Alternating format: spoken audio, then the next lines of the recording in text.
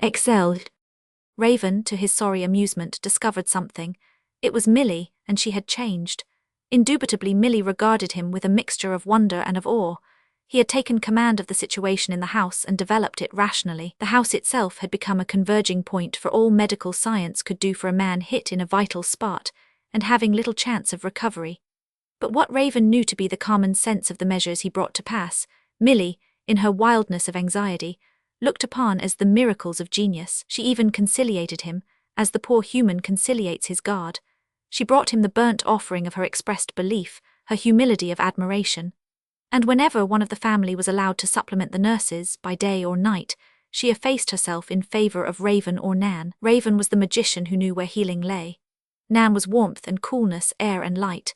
Dick's eyes followed Nan and she answered them, comforting, sustaining him. Raven and Milly fully believed in his hold on earth. But as to Milly, Raven had to keep on wondering over her as she wondered at him. So implicit had been his belief in her acquired equipment for applying accepted remedies to the mischances of life, that he was amazed at seeing her devastated, overthrown. She was even less calm than the women he remembered here in this country neighborhood. When sickness entered their homes, they were, for the most part, models of efficient calm. They had reserves of energy. He wondered if Milly had crumbled so because she had not only to act, but to decide how to seem to act. She had to keep up the wearisome routine of fitting her feelings to her behavior to her feelings. There were not only things to be done, there were also the social standards of what ought in crises to be felt. She had to satisfy her gods, and she simply was not strong enough. Her hold was broken. She knew it, clutched at him and hung on him, a dead weight, while he buoyed her up. Were they all, he wondered, victims of the war? Milly, as she said that night when she came to him in her stark sincerity while Dick lay unconscious, had given him up once. She had given him to the war and done the act with the high decorum suited to it, and the country had returned him to her. But now, grotesque, bizarre beyond words, she had to surrender him to a fool shooting partridges. For facing a travesty like that, she had no decorum left. Dick, too, was the victim of abnormal conditions. He had been summoned to the great act of sacrifice to save the world, and the call had challenged him to after judgments he was not ripe enough to meet. It had beguiled him into a natural sophistry, for had not the world in its need called mightily on the sheer strength and endurance of youth to slay the dragon of brute strength in her enemies? Youth had done it. Therefore there was no dragon, whether of the mind or soul, it could not also slay. His fellows told him so, and because they were his fellows and spoke the tongue he understood, he believed it with a simple honesty that was Dick. As to Nan, she seemed to Raven the one sane thing in a bewildered world, and for himself, I am blessed if I believe I am so dirty after all, he mused. What do you think about it? And this last he addressed not to himself but to the ever-present intelligence of Old Crow. He kept testing things by what Old Crow would think. He spoke of him often as of a mind active in the universe, but only to Nan, and one night, late enough in the spring for the sound of running water and a bitterness of buds in the air, he said it to her when she came down the path to him, where he stood listening to the stillness broken by the ticking of the season's clock, steady, familiar sounds that told him winter had broken, and the heart of things was beating on to leaf and bloom. He had, if he was not actually waiting for her, hoped she would come out, and now he saw her coming, saw her step back into the hall for a scarf and appear again, holding it about her shoulders. At last, firm as she was in spirit, she had changed. She was thinner, with more than the graceful meagreness of youth, and her eyes looked pathetically large from her pale face.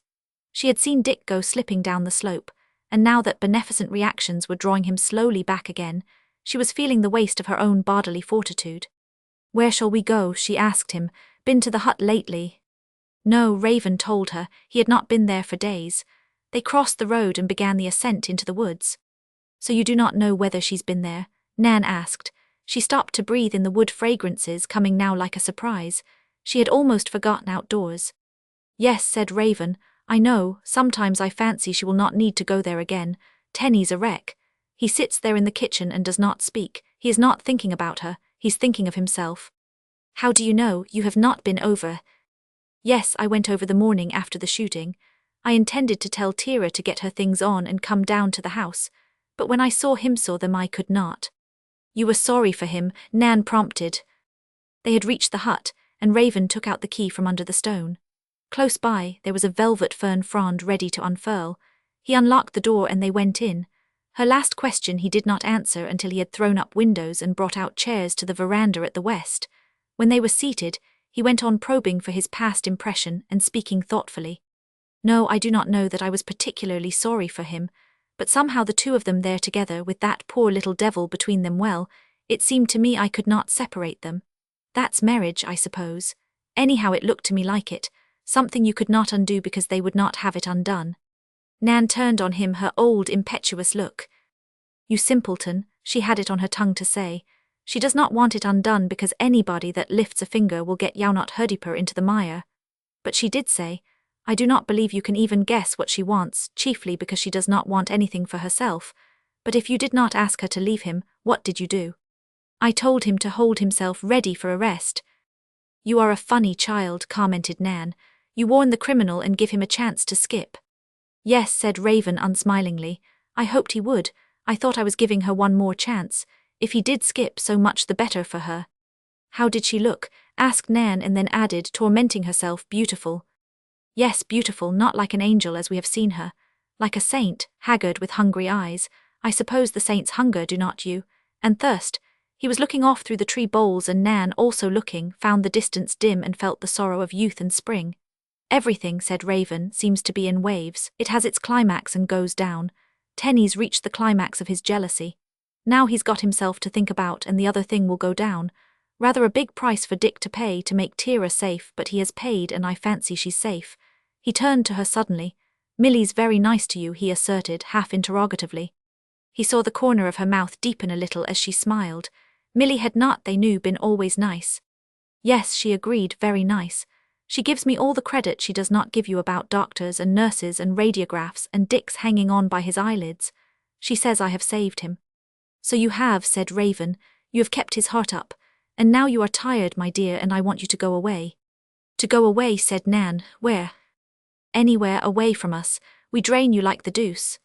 No, said Nan, turning from him and speaking half absently, I cannot go away. Why cannot you?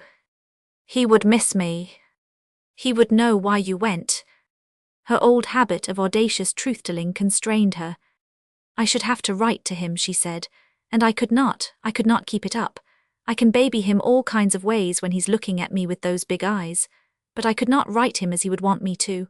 I could not, Rookie, it would be a promise. Millie thinks you have promised.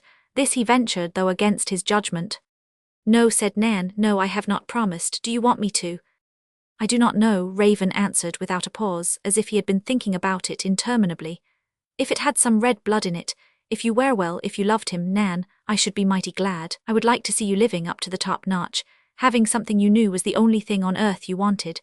But these half and half things, these falterings and doing things because somebody wants us to, God above us, I have faltered too much myself.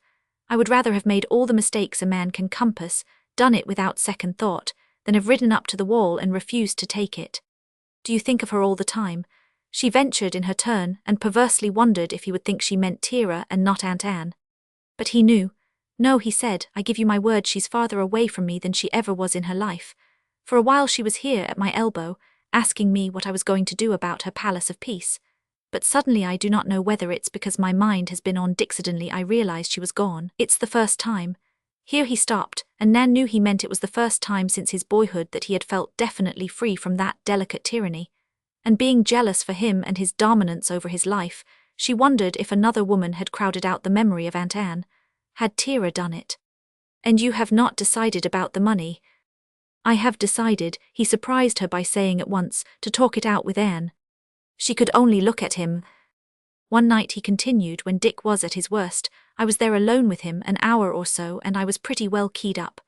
I seemed to see things in a stark, clear way. Nothing mattered, not even Dick, though I knew I never loved the boy so much as I did at that minute. I seemed to see how we are all mixed up together, and the things we do to help the game along, the futility of them. And suddenly I thought I would not stand for any futility I could help, and I believe I asked Old Crow if I was not right. Would you? I said. I knew I spoke out loud, for Dick stirred. I felt a letter in my pocket. It was about the estate, those bonds, you remember, and I knew I would got to make up my mind about Anne's palace of peace. Nan's heart was beating hard. Was he going to follow Aunt Anne's command, the poor, pitiful letter that seemed so generous to mankind, and was yet so futile in its emotional tyranny? And I made up my mind, he said with the same simplicity of hanging to the fact and finding no necessity for explaining it, to get hold of Anne, put it to her, let her see I meant to be square about it, but it had got to be as I saw it and not as she 999. Really, because I am here and she is not. Her eyes filled with tears, and as she made no effort to restrain them, they ran over and spilled in her lap. She had thought hard for him, but never so simply, so sternly as this.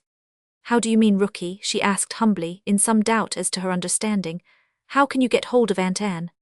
I do not know, said he, but I have got to. I may not be able to get at her, but she must be able to get at me. She's got to listen and understand I am doing my best for her and what she wants. Old Crow understands me, and when Anne does we, then I shall feel free.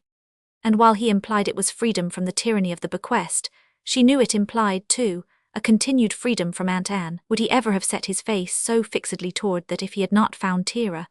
And what was Tira's silent call to him? Was it of the blood only, because she was one of those women nature has manacled with the heaviness of the earth's demands? Strangely, she knew nature acts, sometimes sending a woman child into the world with the seeds of life shut in her baby hand, a wafer for men to taste, a perfume to draw them across mountain and plain. The woman may be dutiful and sound, and then she suffers bewildered anguish from its potency, or she may league herself with the powers of darkness, and then she is a harlot of Babylon or old Rome. And Tira was good. Whether or not Raven heard the call of her womanhood, her Nan drew back as from mysteries not hers to touch. He did feel to the full the extremity of her peril, the pathos of her helplessness, the spell of her beauty. She was as strong as the earth because it was the maternal that spoke in her, and all the forces of nature must guard the maternal, that its purpose may be fulfilled. Tira could not speak the English language with purity, but this was immaterial. She was Tira, and as Tira she had innocently laid on Raven the old, dark magic. Nan was under no illusion as to his present abandonment of Tira's cause, that he seemed to have accepted the ebbing of her peril, that he should speak of it with something approaching indifference, did not mean that he had relaxed his vigilance over her. He was not thinking of her with any disordered warmth of sympathy, but he was thinking. Suddenly she spoke, not knowing what she was going to say, but out of the unconscious part of her.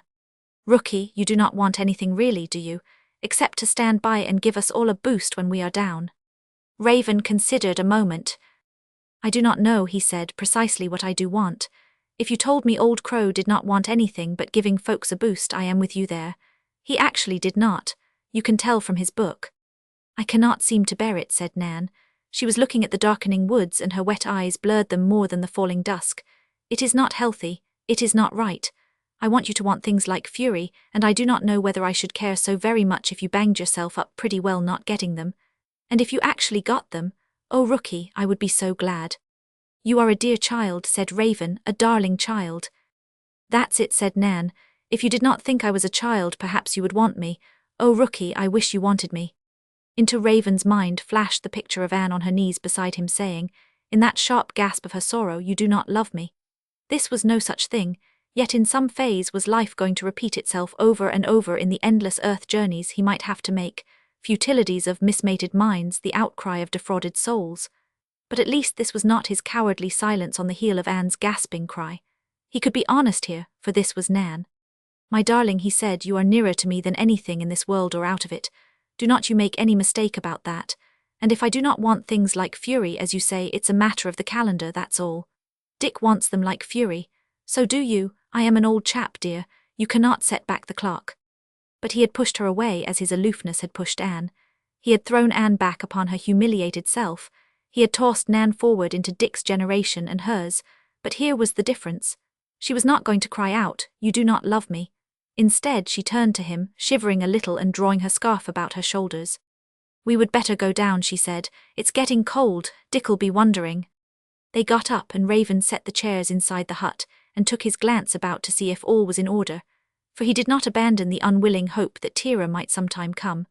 As they went down the hill, the talk turned to the Hylas and the spring, but when they reached the house Nan did not go into Dick. She went to her own room and lay down on her bed and thought passionately of leaving Rookie free. How was it possible? Could he be free while she was bound? Sometimes of late she had been so tired that she could conceive of no refuge but wild and reckless outcry. And what could he think she meant when she said, I wished you wanted me? Roman 41. Spring came on fast and Nan, partly to assure Milly she was not to be underfoot forever, talked of opening her house and beginning to live there, for the first time without Aunt Anne. But she predicted it, even to Milly, with no great interest, and Raven, though he had urged her to run away from the cloudy weather Milly and Dick made for her, protested against her living alone. Dick was now strong enough to walk from his room to the porch, and Raven, watching him, saw in him a greater change than the languor of low vitality. He had the brighted pallor of the man knocked down into the abyss and now crawling up a few paces, only a few, tremulous, hesitating to get his foothold on the ground again. He was largely silent, not, it sometimes seemed, from weakness, but the torpor of a tired mind. He was responsive to their care for him, ready with the fitting word and look, and yet, underneath the good manners of it all, patently acquiescent. Then Nan found herself rested, suddenly, in the way of youth. One morning she got up quite herself again, and wrote her housekeeper to assemble servants and bring them up, and told Raven he could not block her any longer. She had done it for herself, and she quoted the overworked commonplace of the psychological moment. He, also believing in the moment, refrained from argument and went over to open doors and windows. He was curiously glad of a word with her house, not so much to keep up old acquaintance as to ask its unresponsiveness whether it was going to mean Nan alone for him henceforth, or whether, at a time like this when he stood interrogating it, Anne Hamilton also stood there, in her turn interrogating him. Was she there today? Everything spoke mutely of her, the wallpaper she had prized for its ancient quaintness, the furniture in the lines of grace she loved. At that desk she had sat, slender figure of the gentlewoman of a time older than her own. Was her presence so etched in impalpable tracery on the air that he ought to feel it? Was she aching with defeated hopes because she might almost be expecting him, not only to remember but even to hear and see? No death could be more complete than the death of her presence here. He could not, even by the most remorseful determination, conjure up the living thought of her. Somehow it had seemed that here at least he might explain himself to her, feel that he had made himself clear. He did actually speak to her. "I cannot do it, Anne, do not you see I cannot?" This was what he had meant when he told Nan he must get hold of her. What place could be so fortunate as this, full of the broken threads of her personality? They only needed knitting up by his passionate challenge to be Anne. He called upon her, he caught the fluttering fringes of her presence in his trembling hands, but he could not knit them up. They broke, they floated away. It seemed, from the dead unresponsiveness of her house, as if there had never been any Anne, so he gave it up and, in extreme dullness of mind, went about opening windows, and as the breeze idled in and stirred the waiting air and the sunlight rushed to it, he seemed to be sweeping the last earthly vestiges of her from the place that had known her best. And at once it appeared to him that he had done an inexorable, perhaps even a cruel thing, and he hurried out, leaving the air and sun to be more merciful than he. When he went into his own yard, he saw Dick sitting under the western pines, where Raven had set a couple of chairs and had a hammock swung. Dick had ignored the hammock. He scarcely sat at ease, and Raven had an idea he was meeting discomfort halfway, with the idea of making himself fit. He did say a word of thanks for the chairs. Only, he added, do not let it look too sociable. That will be as bad as the porch. He laughed a little and concluded, I do not mean you, Jack, you know that, do not you? Raven guessed he was allowing himself the indulgence of avoiding his mother, for now Milly, as he recovered, had struggled hard for her lost poise and regained it, in a slightly altered form it is true. But still she had it pretty well in hand. She was unweariedly attentive to him, and inexorably self-sacrificing in leaving Nan the right of way. Her life had again become a severely ritualistic social enterprise, but now she was just far enough lacking in spontaneity to fail in playing her game as prettily as she used. It was tiring to watch, chiefly because you could see how it tired her to play. Raven went down the little footpath to Dick, and he thought anew how illness had ravaged him. He had the tired eyes, the hollow cheek of ineffective youth. Hoping you would come, said Dick. Now where's Tenny? Tenny, said Raven, is at home so far as I know. I saw him last night. Go up there. Yes. What for? Raven smiled a little, as if he found himself foolish or at best incomprehensible. Well, he said, I gave him every chance to skip. I hoped he would. That would be the simplest way out. But when I found he was not going to, I began to go there every night to let him see I was keeping an eye on him. I do not go in. I just call him out and we stare over each other's heads, and I inform him you are better or not so well, the probation dodge, you know, and he never hears me, apparently, and then I go away. I have got used to doing it. Maybe he's got used to having it done. Maybe it's a relief to him. I do not know. Does he still look like a lunatic at large? More or less. His eyes are less like infuriated shoe buttons, but on the whole he seems to have quieted a lot. You do not suppose, said Dick, you have put the fear of God into him? Not much. If anybody has, it was you when he saw you topple over, and knew he would got the wrong man. He was laying for you then, said Dick. Why yes, said Raven. Tira was there, telling me he would set up a gun, and she would got to the point of letting Nan take her away when he fired. What the dickens were you up there for anyhow? He ended, not quite able to deny himself reassurance. I would heard he was out with a gun, said Dick briefly.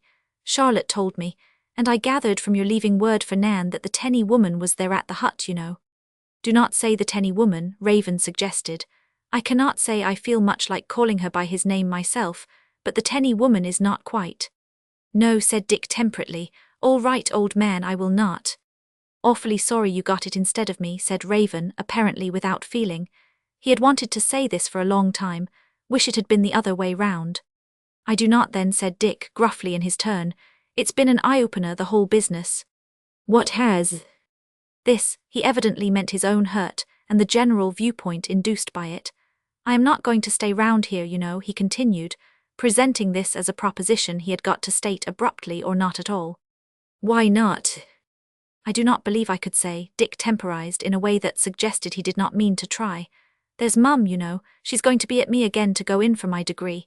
Oh yes, she will, soon as she thinks I will not come unglued. Well, I do not want it, I simply do not. And I do not want what she calls a profession, any old thing, you know, so long as it's a profession. I could not go in for that either, Jack. If I do anything, it's got to be on my own, absolutely on my own. Fact is, I would like to go back to France. Reconstruction, Raven suggested after a minute. Maybe, not that I am specially valuable, only it would be something to get my teeth into. Was this, too, Raven wondered, an aftermath of the war? Had it shaken the atoms of his young purpose too far astray for them ever to cohere again? Dick had had one purpose. Even that did not seem to be surviving in any operative form. Writing, he suggested, Oxfordian poetry. Dick shook his head. Well, said Raven, if it's France then maybe I will go with you. Dick smiled slightly. Did his lip tremble? No, he said at once, as if he had been waiting for it, you stay here and look after Nan. This gave Raven the slightest opening. That's the devil of it, he said, you're leaving Nan. Yes, said Dick quietly, his eyes on an orchard tree where an unseen robin sang, I am leaving her. She's been devoted to you, Raven ventured. Quite so, I have been lying there and seeing. He paused and Raven prompted. Seeing what? Dick finished with a deeper quiet. Seeing her look at you. Raven, too, stared at the tree where the robin kept up the bright beauty of his lay. He was conscious, not of any need to combat this finality of Dick's, but of a sense more poignant than he could support without calling on his practiced endurance, of the pity of it, the tears of things. Here was youth, its first bitter draught in hand, not recoiling from it, but taking it with the calmness of the older man who has fewer years to taste it in. He could not ask the boy to consider, to make no hasty judgment. Whatever lay behind the words, it was something of a grave consequence. And Dick himself led the way out of the slough where they were both caught. Curious things come to you, he said, when you are laid by the heels and cannot do anything but think. I mean, as soon as you get the nerve to think. Such as it. Well, poetry for one thing. When I began to think and I did not want it to be about Nan any more than I could help. I used to have a temperature, you know, puzzled them, doctor, nurse, all of you. Nan, that was, I knew it, though the rest of you had not the sense. Well, I made my mind run away from it. I said I would think about poetry, my long poem. I would lie there and say it over to myself and see if the rest of it would not come. He laughed a little, though not bitterly. He was frankly amused. What do you think? I could not even remember the confounded thing. But I could other things, the verse I despised. Was not that the limit, Omar Khayyam? I lay there and remembered it by the yard. That's easy, said Raven. Nothing like the first impressions, they stick. Evidently, said Dick, they did stick and my stuff did not. Is this, Raven ventured, not seeing whether the boy was quivering under his calm, a case against the moderns? Dick answered promptly, though Raven could only wonder after all just what he meant. It's a case against me. He went on, his eyes still on the melodious orchard converts. It must have been a vagabond robin swaggering there, really deriding nests. He found so much leisure to sing about them. I wanted to say I did not get you that time when you told me you would pretty much done with the world. Though Mum was right, Kafar, you remember. But I have swung round into the same rut. It's a rotten system. I am done with it. Raven looked at him in a sudden sharp misery of apprehension. First, old Crow, then he, then Dick, one generation following another. Do not you go that path, old man, he said. You will only lose your way and have to come back. Come back. Yes, Old Crow 999. Remember the book? He challenged the whole business, and then he swung round to adoring it all, the world and whoever made it. He did not understand it a whit better, but he believed, he accepted, he adored. What would you say? Dick asked curiously after a moment. Just what happened to him? Why, I suppose, said Raven, in the common phrase he found God. They were silent for a time, and both of them tried desperately to think of the vagabond Robin. Raven, his mind released by this fascination of dwelling on Dick apart from any responsibility of talking to him, found it running here, there, back and forth, over these weeks of their stay together. It halted, it ran on, it stopped again to consider, but always it was of Dick and incidentally of himself who did not matter so much, but who had to be in it all. Were they at one in this epidemic of world sickness, as the great explosive forces of destruction and decay seemed to have released actual germs to attack the physical well-being of races? Had the terrible crashes of spiritual destinies unsettled the very air of life, poisoned it, drugged it with madness and despair? Was there a universal disease of the mind, following this wholesale slaughter, which the human animal had not been able really to bear, though it had come to a lull in it, so that now it was, in sheer shrieking panic, clutching at its various antidotes to keep on living? One antidote was forgetfulness. They were forgetting the war, some thousands of decent folk who clearly had meant to remember. A horrible antidote that, but perhaps they had to take it to save themselves, too big a price to pay for living and such threadpaper lives. But still there did seem to be a prejudice in favor of the mere drawing of breath. Maybe you could not blame them, spinning in the sunshine like insects of a day. Some of the others had to save themselves by the wildness of a new intoxication. They danced, their spirits danced. A carmagnole it was, a dance of death, the death of the spirit as he saw it. But maybe with this preposterous love of life in them they too had to do it. Maybe you could not blame them. He and Dicthy had been like two children, scared out of their wits, crying out, hitting at each other in the dark. Youth and age, that was what they had fought about. It had been an unseemly scrap, a you are another. Dick had been brought up against life as it looks when you see it naked, the world, and what a world. No wonder he swore it was a world such as neither he nor his fellows, like him aghast, would have made. He would simply have to live some quarter century to find out what sort of a world he and his fellows did actually make. And Raven, Lord, what was the use of having travelled his own quarter century along the everlasting road if it did not make him at least silent in sheer pity of it? Youth singing along to the dark tower, jingling spurs and caracoling nag, something it did not quite know the feeling of shut in its nervous hand. What was it shut there? The key, that was it, the key to the dark tower. Youth made no doubt it was the key, easy to hold, quick to turn, and the gate would fly open, and, if Youth judged best, even the walls would fall. And yet, has not all youth held the key for that borrowed interval, and do the walls ever really fall? But if age does not know enough to include youth in its understanding, as youth except the poets could not possibly include age, why then? I am, thought Raven, returning to the Charlotchian vernacular, very small potatoes and few in a hill. And what was the Dick? The permanent Dick who would remain after a few more years had stripped him of the merely imitative colouring he caught from his fellows. Dick talked about herd madness, and here was he at one with his own herd. He piped in verse because a few could sing.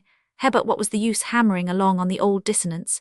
Youth, age, youth, and yet they needn't be dissonant. They were not always. There was Nan. But as to Dick, he was simply Dick, a good substratum of his father, Anthony Powell, in him, a man who had had long views on trade and commerce and could manage men. And a streak of Raven, not too much but enough to imagine the great things the Powell streak would show him how to put his hand to. Dick had been staring at him, finding him a long way off, and now he spoke, shyly if still curiously. Would you say you had found God? Raven came back, he considered. No, he said at last, I could not say anything of the sort. It sounds like such awful swank. But I rather stand in with Old Crow.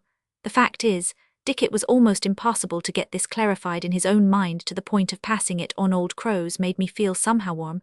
As if there's a continuity, you know. As if they keep a hand on us, the generations that have passed. If that's so, we needn't be so infernally lonesome, now need we? Well, said Dick, we are pretty much alone. But we needn't be, said Raven, painfully sticking to his text, because there are the generations. The being loyal to what the generations tried to build up, what they demand of us. And behind the whole caboodle of there's something else, something bigger, something warmer still. Really, you know, if only as a matter of convenience we might call it God. A silence came here, and he rather forgot Dick in fantastically thinking how you might have to climb to the shoulders of a man Old Crow's, for instance, to make your leap to God. You could not do it from the ground. Dick had taken off his glasses to wipe them, and Raven, recalling himself and glancing up, found his eyes suffused and soft. "Jackie," said Dick, "you are a great old sport." Roman 42. The spring had two voices for Tira, the voice of a fainting hope and the voice of fear. The days grew so capriciously lovely that her heart tried a few notes in answer, and she would stand at her door and look off over the mountain, fancying herself back there on the other side with the spirit of girlhood in her, drawing her, in spite of dreary circumstances, to run, to throw herself on the ground by cool violet banks to dream and wake, all flushed and trembling, and know she must not tell that dream. But when the dusk came down and the hylas peeped and the moist air touched her cheek, she would lose courage and her heart beat miserably in tune with the melancholy of spring. Still, on the whole, she was coming alive, and no one knew better than she that life to be life must be also a matter of pain. Tenny was leaving her to a great extent free. He was off now, doing his fencing, and he would even, returning at noon or night, forget to fall into the exaggerated limp he kept in reserve to remind her of his grievance. She had not seen Raven for a long time now, except as he and Nan went by, always looking at the house, once or twice halting a moment in the road, as if debating whether they should call. And Tira, when she saw them from her hiding behind the curtain, would step to the door and fasten it against them. She would not answer, she told herself, if they knocked, but they never did knock. They went on and left her to her chosen loneliness. For an instant she would be unreasonably hurt, and then smile at herself, knowing it was she who had denied them. It was an April morning when the spring so got into her blood that she began to wish for things. They were simple things she wished for, chiefly to feel herself active in the air and sun. She wanted to go away, to tire herself out with motion, and she made up her mind that, if Tenny went to the long pasture fencing, she would shut the house and run off with the baby into the woods.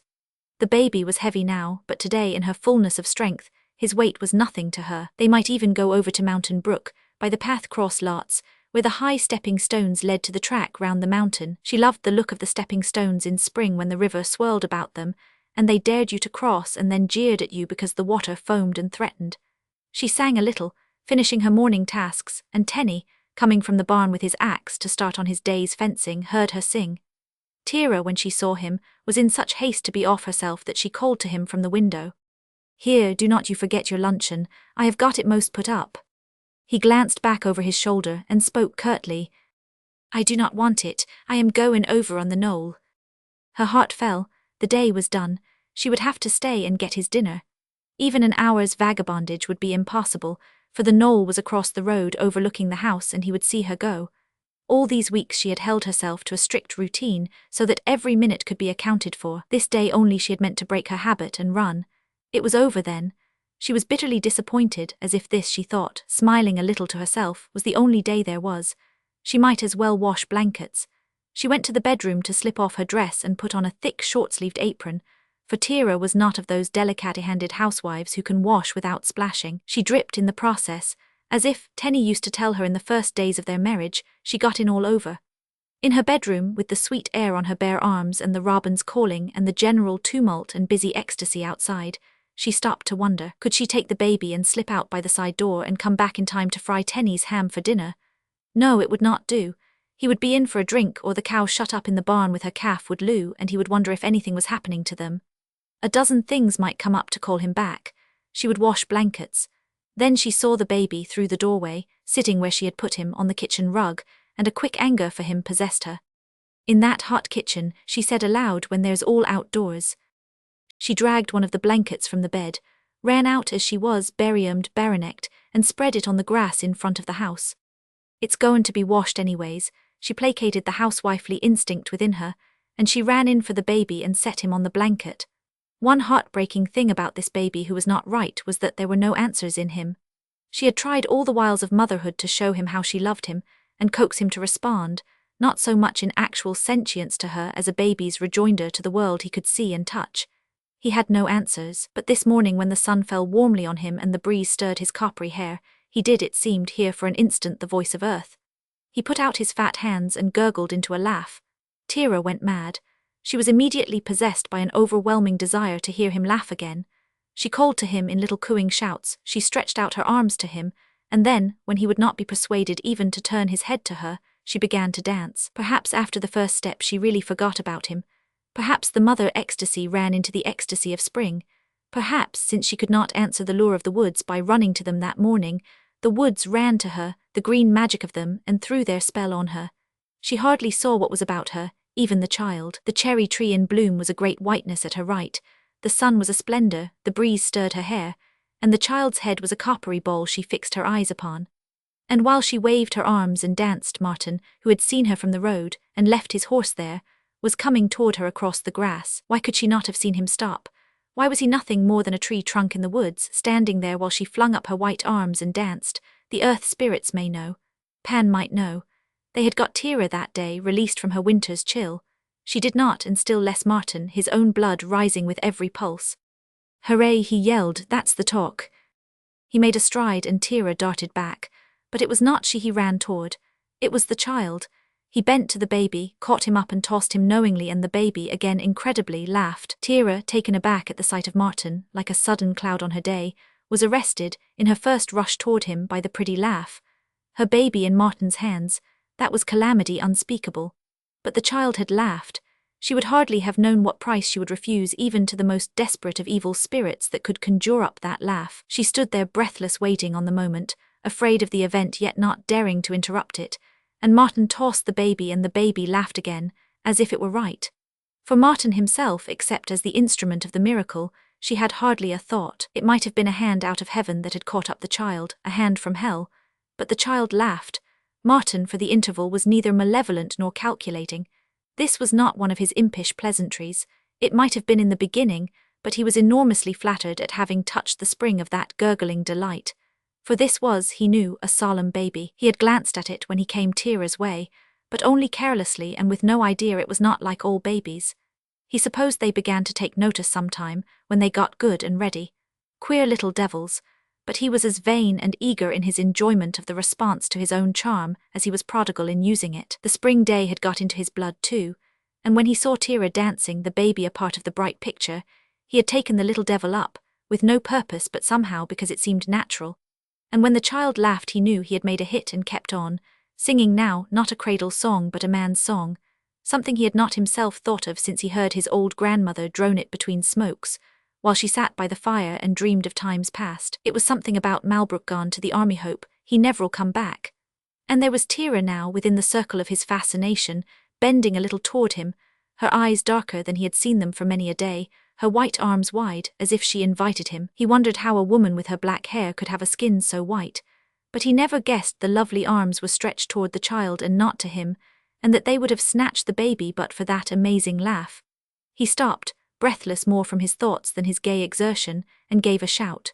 "Here," he cried to Tira in a joviality of finding her at one with him, "and the day, this first prime day of spring, a day that ought to make a person shake a leg, you take him. Fine little chap. Set him on the ground again and you and me'll have a tell." Tira took the step toward him and lifted her arms for the child. She was glad the wild game had ended. Martin put the baby into her arms, but instantly she felt his hands on her elbows, holding her. "Guess that's the way to get you, ain't it?" he inquired in jovial good humor. "You cannot scratch with the youngster between us. You cannot cut and run. By thunder, Tira, you are as handsome as you were that day I see you first and followed you home. Remember, you are likewise quick mind saw it at a leap you were like this cherry tree all abloom." He bent his head to her arm, almost as white as the cherry bloom, and kissed it. A shadow dropped upon them. It was only a little sailing cloud, but it startled Tira more than the kiss. The look of the day had changed so suddenly, and as if it were changing for them alone.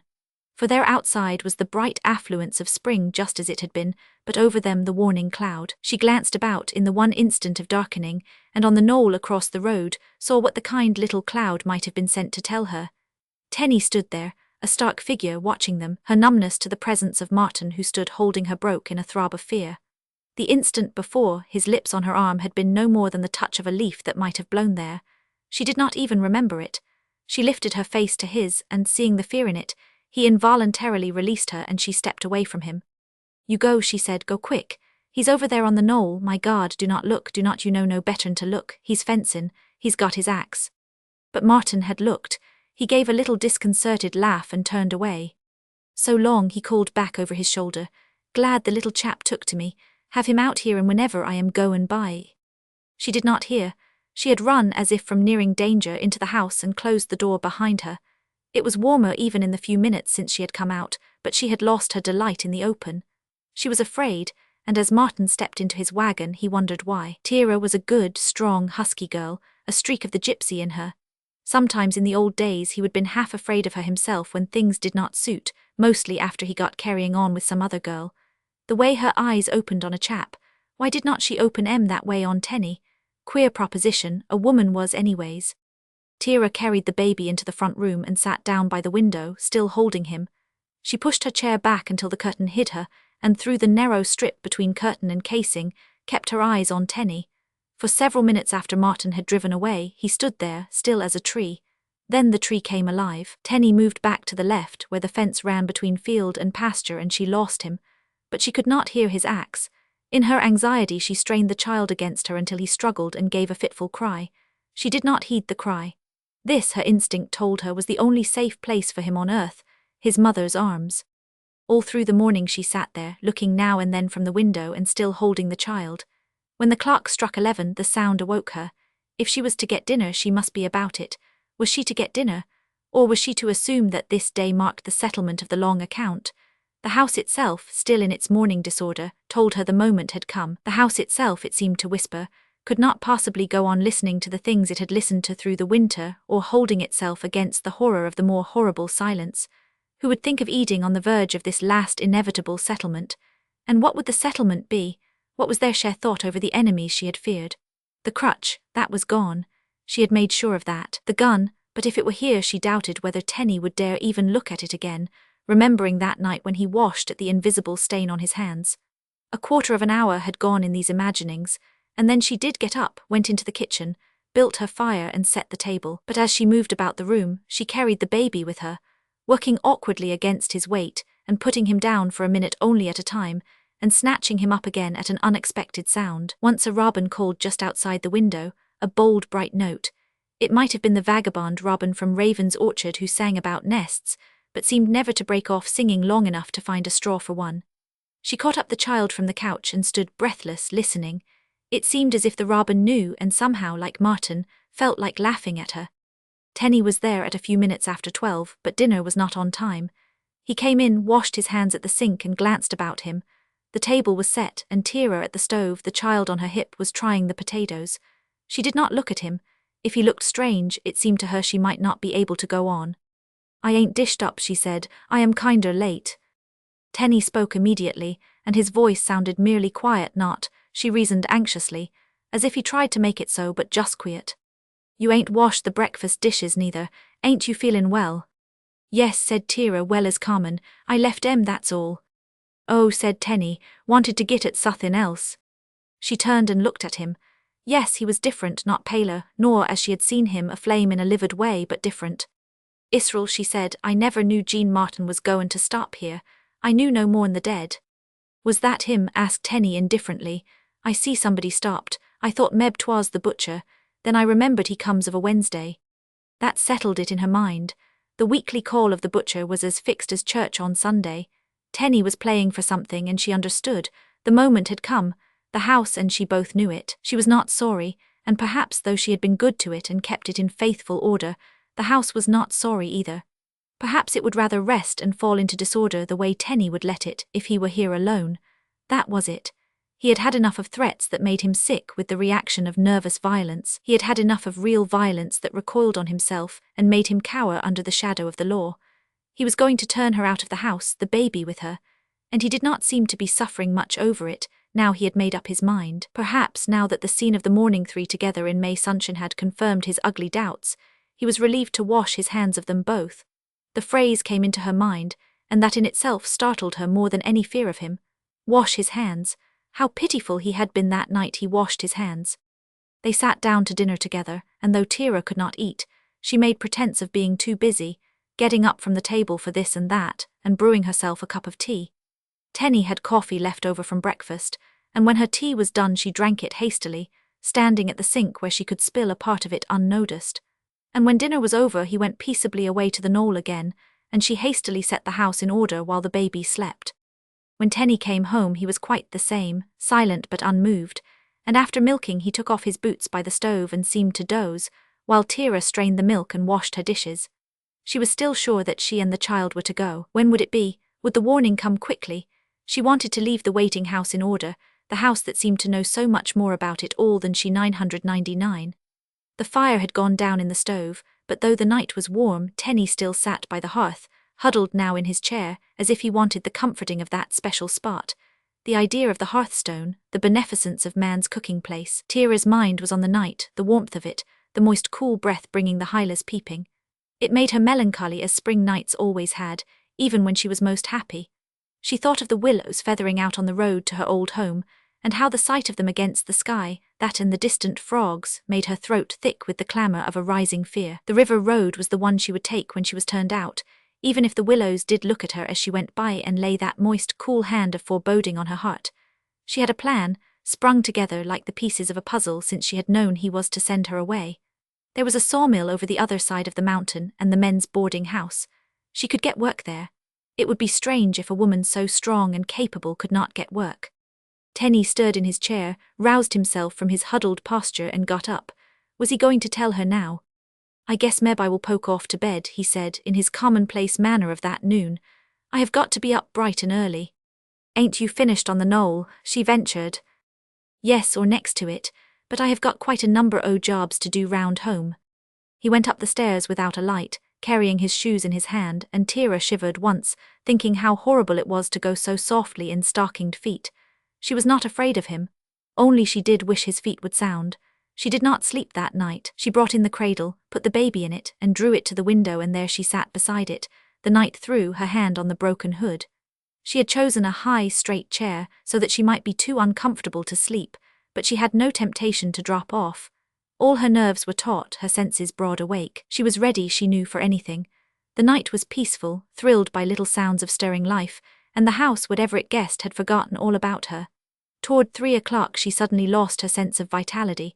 She was cold, and so sleepy now that the thought of bed was an ache of longing. She got up, found herself stiff and heavy-footed, lifted the child from his cradle and went into the bedroom with him. There she put him inside the sheets, and lay down beside him on the outside of the bed. She slept at once, but almost at once she was recalled. Tenny was standing in the bedroom door looking at her. "Wake up," he was saying not unkindly, "wake up." She came drowsily awake, but before she was fully herself her feet were on the floor and she was rubbing her heavy eyes. The sun was streaming in. "I have blazed the fire and het me up some coffee," he said, still in that impersonal way which was so disturbing only because it was not his way. "I have harnessed up. I am goin' to the street. You remember where that Brahma stole her nest? I have got to have 2 eggs for even dozens." "Up in the high mow," said Tira, "right under the beam." She heard him go out through the shed, and she followed to the kitchen slowly with the squalid feeling that comes of sleeping in one's day clothes, and there she found the fire low and his cup and plate on the bare table. She could see him through the window. There was the horse, hitched to the staple in the corner of the barn. There was the basket of eggs on the ground waiting for its even dozens. "Do you find any?" she called. He did not answer, and she ran out to the barn and called up to the mow. "You there, you find any?" But the barn, in its soft darkness with a beam of dusty light here and there, knew nothing about him. He had not climbed to the mow, for the ladder was on the other side of the barn floor. She lifted it, brought it over, set it against the hay and climbed. She was broad awake now, and her taut muscles obeyed and liked it. She stepped on the hay, found the dark hole old Brahma chose for her secret hoarding place and put in her hand once, twice. 3 eggs. Brahma must have thought she was pretty smart to lay 3 without having them stolen away from her. Tira put the eggs carefully in her apron pocket and hurried down the ladder and out to the basket waiting on the ground. How many eggs did he want to make even dozens? Did he tell her? She could not remember. Probably he had forgotten himself by now. She sat down on the step and took the eggs out in her lap, and then began to count and put them back again. The sun lay on them and they looked pretty to her in their brown fairness. She liked them, she thought as she counted, liked all the farm things, the touch of them, the smell. Even old Charlie, standing there, smelled of the barn, and that was good too. 5 dozen, that was it, and 1 over. She put the extra egg in her pocket, got up and carried the basket to the wagon, placing it in front where it could sit safely between Tenny's feet. And at that minute, Tenny himself came round the corner from the front of the house, and the day was so kind, and the sun so warm on her face that it seemed a long time ago she had thought he meant to send her away, and she called to him. "You might get a quarter o' tea, the kind they call English breakfast, and a half a dozen lemons. It's terrible hard to think up any kind of a pie these days, twixt hay and grass. Tea, said Tenny, as if he were putting it down in his mind.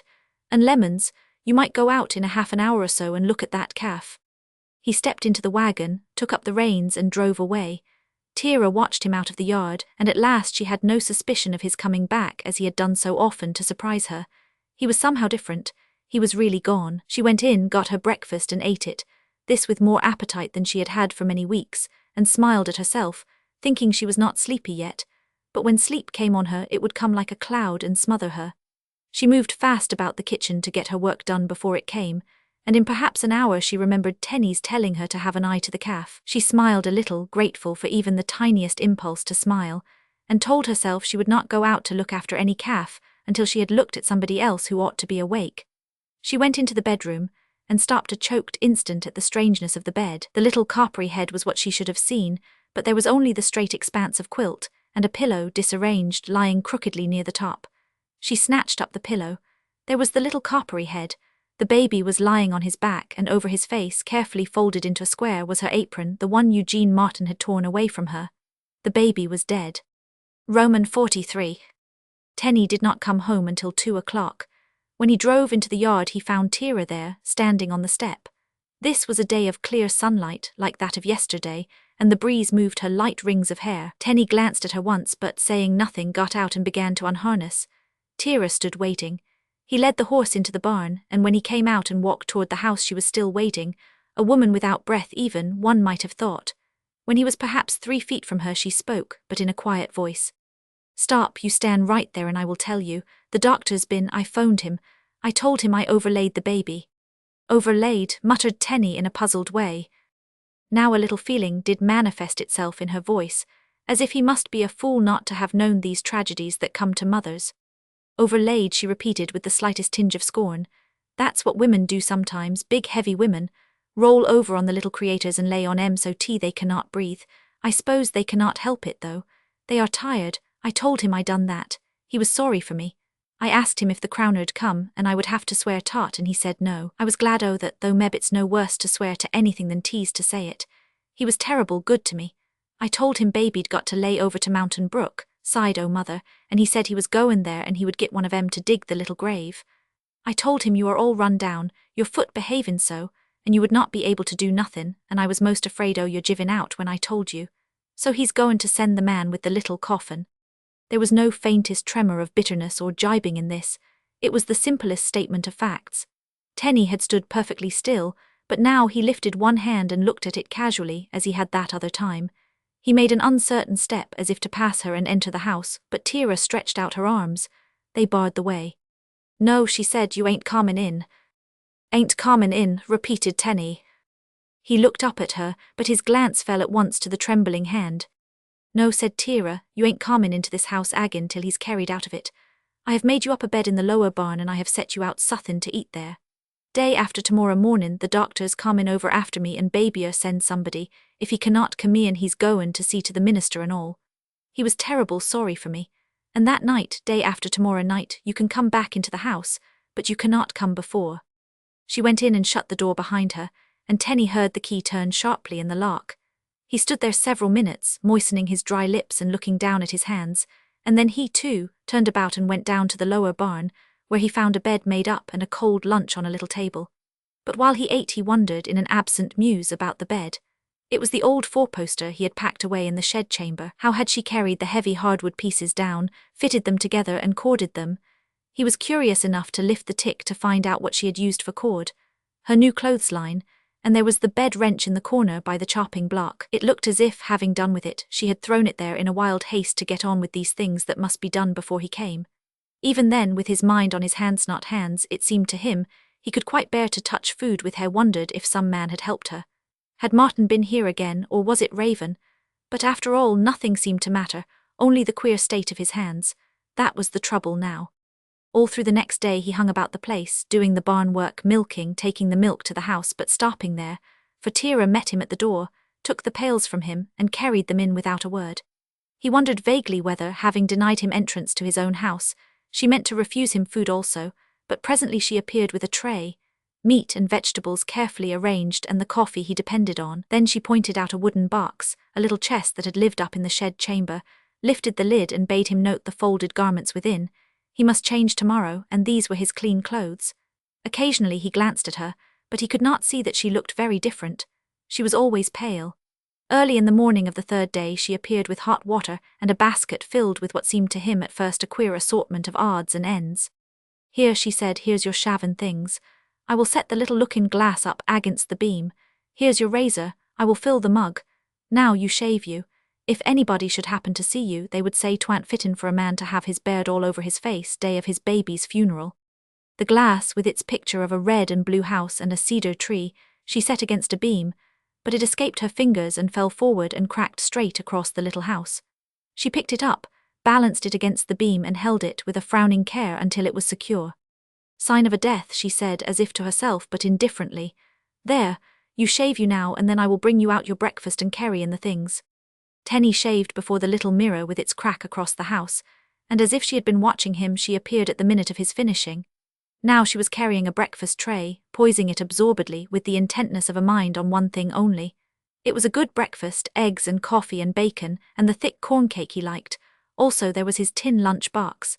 She pulled out the little table, set the tray on it and brought his chair.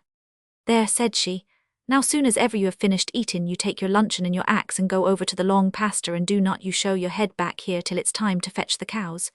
You can bring 'em along with you, and I will have the pails out on the step so you can start right off milkin'. And when you have got through, you fetch the milk into the house, same as usual." As she was leaving the barn she turned, and the breeze lifted those little rings of her hair, and Tenny, looking full at her now, groaned. It was not, he felt, any of the other things that had happened to them, only there was always breeze enough, even on the stillest day, to stir her hair. Now it seemed to be the only thing in the world with life in it. "I shall tell him," she said clearly, as if she wanted him to understand and remember, and she did not look at him. "But across the road and up the slope where the hut stood waiting for her, the doctor and all the rest I have got to see, you was so sick over it, you could not come." Then she stepped out of the picture she had made against the smiling day, the dark interior of the barn framing her, and walked with her free-swinging step to the house. And Tenny ate his breakfast, took his luncheon box and axe and started for the woods. But he had not got out of the yard when she called to him. He stopped and she came running. She was no longer pale and her eyes were rimmed with red. She came up with him. "Israel," she said, "you think o' this, you think of it all day long. I am goin' through it alone, you says to yourself, Meb, after you have got off there into the woods. But I ain't alone. He will be with me, the Lord Jesus Christ. And you remember there's that to think on, and there's forgiveness. Israel, you lay down your axe, you let me take holt o' your hand." He could only stare at her, and she took the axe from his hand and laid it at their feet. She took his hand and put it to her cheek. Then she took his other hand and laid that also on her cheek, and murmured a little formlessly, but in a way he sharply remembered as a means of stilling the baby. She lifted her head then, smiling a little and still holding the hands, but before releasing them she stroked them softly and said, There, poor souls," she added, "poor souls." Did she mean the unhappy hands or all souls of men caught in the network of mysterious life? She picked up his axe and gave it to him as a mother might dismiss a child who was going to a distasteful task. "There," she said again. "Now you remember." She turned from him and Tenny went, head down, to his work. That afternoon about 3 o'clock, Nan was in her garden, busy with the peony bed. She was dressed in cotton crepe the colour of the soil, and her cheeks were red, like wild roses, and her ungloved hands also the colour of mould. She was delightfully happy getting into the earth and the earth into her, and she looked it. Charlotte, coming on her across the grass, thought her face was like a bloom the rest of her had somehow made, as the earth was going to make red peonies. That is, I think Charlotte thought something of this sort, though she would not have put it in that way. Only she did have a great sense of Nan's entire harmony with the garden bed, and the garden bed with her. Charlotte had other things on her mind, and she spoke without preamble. "Do you know what's happened over to Tenny's?" Nan got up from her knees, and her face was no longer the April-May face she had bent above the peonies. "No," she said, "what is it?" "I see Doctor go by this morning in his car," said Charlotte, Carrie and Tira. "In a couple of hours they come back. And then he went by Agin goin' down home. I was on the lookout and stopped him. I was kind of uneasy, and he says, yes, me's Tenny's baby's dead. She overlaid it, he says. They feel terribly about it, he says. Tenny run away from the services." Nan stood staring. She was thinking not only about the baby and the tennies feeling terror blithis Charlotte saw but something farther behind, thinking back and thinking keenly. I did not say nothing to nobody, Charlotte continued, but the more I thought on't the more stirred up I got. The baby gone and she there all alone, so I run over. I knocked and not a sound. Then as I was turning away I got a glimpse inside the kitchen winder, and if you will believe me there she set, hat and all on, and her hands full o' daffies. You know them big double daffies always come up in their grass. Well, Nan threw down her trowel. I will go over, she said, we will both go. What I come for, Charlotte hesitated, as they crossed the grass, was whether I better say anything to anybody. Nan knew she meant Raven. No, she said, oh, I do not know, we cannot tell till we see. Nan remembered she had not washed the earth off her hands, and yet though they were passing her door she could not stop. When they came in sight of the house there was Tira in the doorway. She had taken off her hat now, and there was no daffies in her hands. She looked so commonplace, if her height and nobility could ever be less august, that Nan felt a sudden drop in her own anxiety. Tira called to them. Could not you come in a minute? I would be pleased to have you. They went up the path, and when they stood at the foot of the steps, confronting her, Nan saw how she had changed. And yet not tragically. She was merely, one would have said, entirely calm, the stillest thing in that pageant of the moving day. I would be pleased, she said, if you would walk in. She looked at Nan, and Charlotte at once turned away, saying as she went, if there's anything, well, I will be over. Nan and Tira went in, Nan holding Tira's hand in her earthy one. Let's sit here, said Nan, crossing the room to the sofa between the side windows. She was not sure of anything about this talk except that she must keep her hand on Tira. She noticed that the double daffies, a great bunch of them, were lying on the table. Tira was smiling faintly. She drew a deep breath.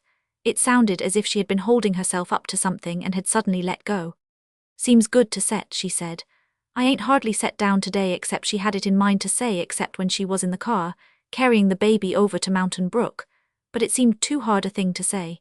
If you would just lie down, said Nan, I would sit here. No, said Tira, I cannot do that. I am going over to Mountain Brook. Not again, not today. Yes, right off, I am going to carry them daffies. He did not have no flowers, the baby did not, I never thought on't then, but he never had none. He played with a daffy most the last thing. I have got to get him over there. Not today, Tira, urged Nan. You would not get back till after dark. I should not come back tonight, said Tira. The Donnyhills were real good to me. They come to the grave, they would admire to have me pass the night. Then, said Nan, you wait till I go home and wash my hands, and I will ask Mr. Raven for his car and you and I will go over. Just we two. No, said Tira, "'Twouldn't do me no good to ride. When I have got anything on my mind I cannot do better'n walk it off. You let me be." The last was a sharp, sudden cry, like the recoil from an unlooked-for hurt. I see, said Nan. Yes, you must walk, I should want to myself. But in the morning, Tira mayn't I come over after you? Tira considered, her eyes on Nan's hand and her own clasped, lying on Nan's knee. Yes, she said, you better, you come to the Donnyhills. Yes, you come. Then she considered again, and began one of her slow, difficult meanderings, where the quickness of her heart and brain ran ahead of her tongue's art to interpret them. Seems if you knew, she said, most everything that's gone on. Yes, said Nan at a venture, and yet truthfully, I think I have known. And now it's come to an end, said Tira, or if it ain't, it's on the way to it, and seems if you ought to know the whole, you are tough enough to stand up to tea. Yes, said Nan simply, I am very tough, nothing's going to hurt me. I bring, said Tira, still with difficulty, bad luck. Some folks do. Folks set by me a spell, then they stop. They think I am going to be suthin they would do most anything for, and then they seem to feel as if I warn't. And there's no sought for a word here and came out blundering glin no peace nor rest. Nor for me neither, I ain't had peace nor rest. Except though she paused again and ended gravely, and not this time inadequately in him. Nan understood, she was grave in her answer. Mr. Raven, she said, I know. The colour flowed into Tira's face, and she looked at Nan with her jewel-like eyes. I am goin' to tell you, she said, the whole story. He's like me God. Anything I could do for him 'twould be nothin', anything he asked of me. Here the light faded out from her face, and the flesh of it had that curious look of curdling, as if with muscular horror. But she said, here tease. S'pose it come on him, that Thatch threw back her head in despair over her poverty of words, s'pose it made him like ho. I tell you there's suthin queer about me, there's suthin wrong. It ain't that I look different from other folks. I ain't ever meant to act different. I swear to my God I have acted like a decent woman and a decent girl, and when I was little I never even had a thought. You tell me, you would know. Nan felt the hand on hers tighten. She put her other hand over it and thought, what could she tell her? These matters were too deep in the causes of things for man to have caught a glimpse of them, except now and then darkly through some poet's mind. There was one word that, to a poet's mind only, might have illumined the darkness if only for an instant. Beauty, that was the word. Mankind could not look on beauty such as this, and not desire, for a moment at least, to possess it utterly. But these things belonged to the dark places where brute nature wrought her spells, and there were other beauties, other enchantments, and of these, what could Tira, her mind moulded by the brutal influences of her life, see except as dreams of her own, not as having wholesome correspondences in the mind of man? Could she guess what the appeal of her loveliness would meet in Raven?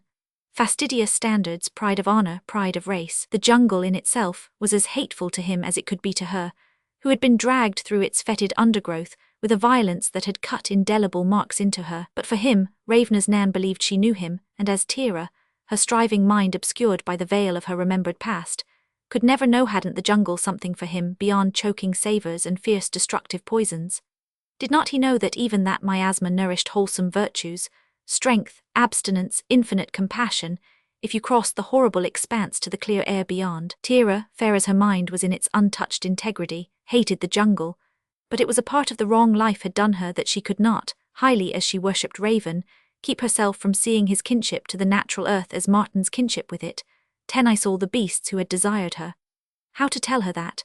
How to tell her that although it was most loving of her to save Raven from the curse she believed to be upon all men, he would save himself? They think, Tira continued in a voice rough enough to hurt the ear, there's suthin about me different, and they feel as if they own me body and soul they would be, I dunno what they would be. They think they would be gods, Nan's mind supplied. You are beauty, Tira, you are the cup. They think if they could drink of you they would never thirst again. And now, said Tira, s'pose a man like him, s'pose it looked to him some minute, he never'd so much as expected, s'pose it looked to him as if he would be made if he owned me body and soul. Well, that's easy, you say. If I love him, what's my body and what's my soul? Offer to him, quick. And would not I, if that was all, would not I? She called it sharply, in an angry challenge. Yes, said Nan quietly, I know you would. Well, said Tira, what then? It would not be any more. Her eyes, glancing here and there in troubled search for help in her impossible task of speech, like them Daffy's over there. 'Twould be mud. This, though it did not satisfy her, carried an ineffable loathing, the loathing that had its seed in the pathway of her difficult life. Now, she said, you set by him, do not you? Yes, said Nan. If 'twas your body and soul, they would be nothing to you if he needed 'em. Nothing. And you are goin' to stand by him, and if you marry away from him. Never mind that, said Nan. What do you want me to do? I want you, said Tira, to see what I mean, and I want you to tell it or not to tell it as it seems best. And if ever the time comes when it will do him good to know I run away from him, because he was my life and my soul and my God, you tell him. And if it ain't best for him to know, you let it rest betwixt you and me. But Tira, said Nan, you are coming back. Tira considered. You see, she answered finally, I have got my walk-in papers, as you might say. The baby's gone. 'Twas the baby that made trouble betwixt his father and me. And now there will not be no reason for my hidden in the shack up there, or even passin' the time o' day with you, either of you. And that's a kind of a runnin' away, ain't it? Should not you call it runnin' away? She smiled dimly, and Nan said, Yes, but I shall come over to the Darney Hills tomorrow. Yes, said Tira, so do. Now I would better go. They got up and Nan put her hands on Tira's shoulders and one hand was numb from that iron clasp and stood looking at her. Nan was not a kissing woman, but she considered whether she should kiss her, to show she loved her. She thought not. Tira's body had so revolted against life, the life of the earth that had grown up into a jungle, that it would be kinder to leave it inviolate even by a touch. Do not you want to change your mind? Nan asked. Mayn't I get the car? It's 7 long miles, Tira. Not the way I am goin', said Tira. There was a little smile at the corners of her mouth. It was a kind smile, a mother's smile. She meant to leave Nan reassured. I go cross lots by old Moosewood's stepping stones. Nan withdrew her hands and thought absently how thin Tira's shoulders were under her dress. She was like a ship, built for endurance and speed, but with all her loveliness in the beauty of bare line. Tira put on her hat and took up her daffodils and followed, out at the front door and down the path. Nan looked back. You have left the door open, said she. Do not you want to lock up? No, said Tira, he will see to it. At the gate they parted, with a little smile from Tira, the kind that so strangely changed her into something more childlike than her youth. You come, she said, in the morning. I shall be there and glad enough to have you. She turned away and broke at once into her easy stride. Nan stood a minute watching her. Then something came up in her, a surge of human love, the pity of it all, Tira, Raven, the world, and perhaps a little of it Nan, and she ran after her. The tears were splashing down her face and blurring the bright day. Tira, she called, and as she came up with her, darling Tira. Why, said Tira, you are crying. Do not you cry, darling, I never so much as thought I would make you cry. They put their arms about each other and their cheeks were together, wet with Nan's tears, and then Nan thought afterward it was Tira who did it. They kissed, and loosed each other and were parted. Nan went home shaken, trembling, the tears unquenchably coming, and now she did not turn to look. Roman 44. Nan was very tired. She went to bed soon after dark and slept deeply, but she woke with the first dawn, roused into a full activity of mind that in itself startled her. There was the robin outside her window, as it still that one robin who had nothing to do but show you how bravely he could sing, and she had an irritated feeling he had tried to call her. Her room was on the east and the dawn was still grey. She lay looking at it a minute perhaps after her eyes came open, frightened, that was it, frightened. Things seemed to have been battering at her brain in the night, and all the windows of her mind had been closed, the shutters fast, and they could not get in. But now the light was coming and they kept on battering, and whatever they wanted, she was frightened, too frightened to give herself the panic of thinking it over, finding out what she was frightened about. But she got up and hurried through her dressing, left a line on her pillow for the maid and went downstairs, out into a dewy morning. She had taken her coat, her motor cap and gloves. Once in the road she started to run, and then remembered she must not pass Tenny's running as if the world were afire as things were in her mind. But she did walk rapidly, and glancing up when she was opposite the house, saw the front door open as Tira had left it, and a figure in one of the back rooms outlined against the window of the front one where she and Tira had sat. That would be Tenny. He must be accounting to himself for the lonesome house, though indeed Tira would have left some word for him. When she went up the path to Raven's door, she was praying to the little imps of luck that Amelia might not be the first to hear her. She tapped softly once, twice, and then Raven's screen came up and he looked down at her. They spoke a word each. Hurry, said Nan. Wait, he answered and put down the screen. When he came out, Nan met him on the top step where she had been sitting, trying harder still not to be frightened. But he, too, was frightened, she saw, and that this to him also meant Tira. Get your coat, she said. She's gone, over to Mountain Brook. Raven's face did not alter from its set attention. Yes, said Nan, the car. I will tell you the rest of it on the way. He got his coat and cap, and they went down to the garage together. Shortly they were slipping out of the yard, and she, with one oblique glance, saw Amelia at a window in her nightie, and forgot to be frightened for the instant while she thought Amelia would be accounting for this as one of her tricks, and compressing her lips, and honourably saying nothing to Dick about it. Raven turned down the road, and Nan wondered if she had even spoken the name of Mountain Brook. Let her out, said she. Raven did let her out. He settled himself to his driving, and still he had not questioned her. Nan turned her face to him and spoke incisively against the wind of their going. The baby died. Tira lay on it in her sleep. That was Monday. It was buried yesterday. At Mountain Brook. Tira went back to Mountain Brook yesterday afternoon to carry the baby some flowers. The moment she said this she saw how silly it was and wondered why she had not seen it, why she had been such a fool as not to be frightened sooner. She said she would spend the night with those Donihills, but had Tira thrown in the Donihills to keep Nan from being frightened? Raven gave no sign of having heard. They were speeding. The east behind them was a line of light and the mists were clearing away. When they turned into the narrow river road, the grey seemed to be there waiting for them, for this was the gorge with the steep cliff on one side and the river on the other, always dark, even at midday, with moss patches on the cliffs and small streams escaping from their fissures and tumbling, always the sound of falling water. The Donihills, Raven asked, do not I remember them, sort of gypsy tribe, shiftless? Yes, that's it. She must have known them when she lived over there before she married. That's where we go, is it? No, said Nan, and now she wondered if she could keep her voice from getting away from her. Stop where the cross-cut comes out, old Moosewood's stepping stones. She was going to cross by them, where old Moosewood there she stopped to get a hand on herself, knowing she was going to tell him, who knew it before she was born, the story of Moosewood, the Indian, found there dead. If the stab of her disclosures drew blood from Raven, she could not have told. The road was narrower still and rougher. Nan had forgotten where the stepping stones came out. He was slackening now. She knew the curve and the point where the cliff broke on the left for the little path that continued the cross cut on the other side of the road. He got out without a glance at her, stepped to the water side of the roadway, and she followed him. And it was exactly what her fear had wakened her to say. There was no sign of Tira, but grotesquely her hat was lying on one of the stepping stones, as if she had reckoned upon its telling them. Raven ran down the path and into the shallow water near the bank, and again Nan followed him, and at the edge of the water stopped and waited. When the water was above his waist, he stooped, put down his arms and brought up something that against the unwilling river took all his strength. And this was Tira. He came inshore, carrying her and walking with difficulty, and Nan ran up the bank before him. He laid Tira's body on the ground and stood for an instant getting his breath, not looking at her, not looking at Nan. "It's over," he said then quietly. "It's been over for hours."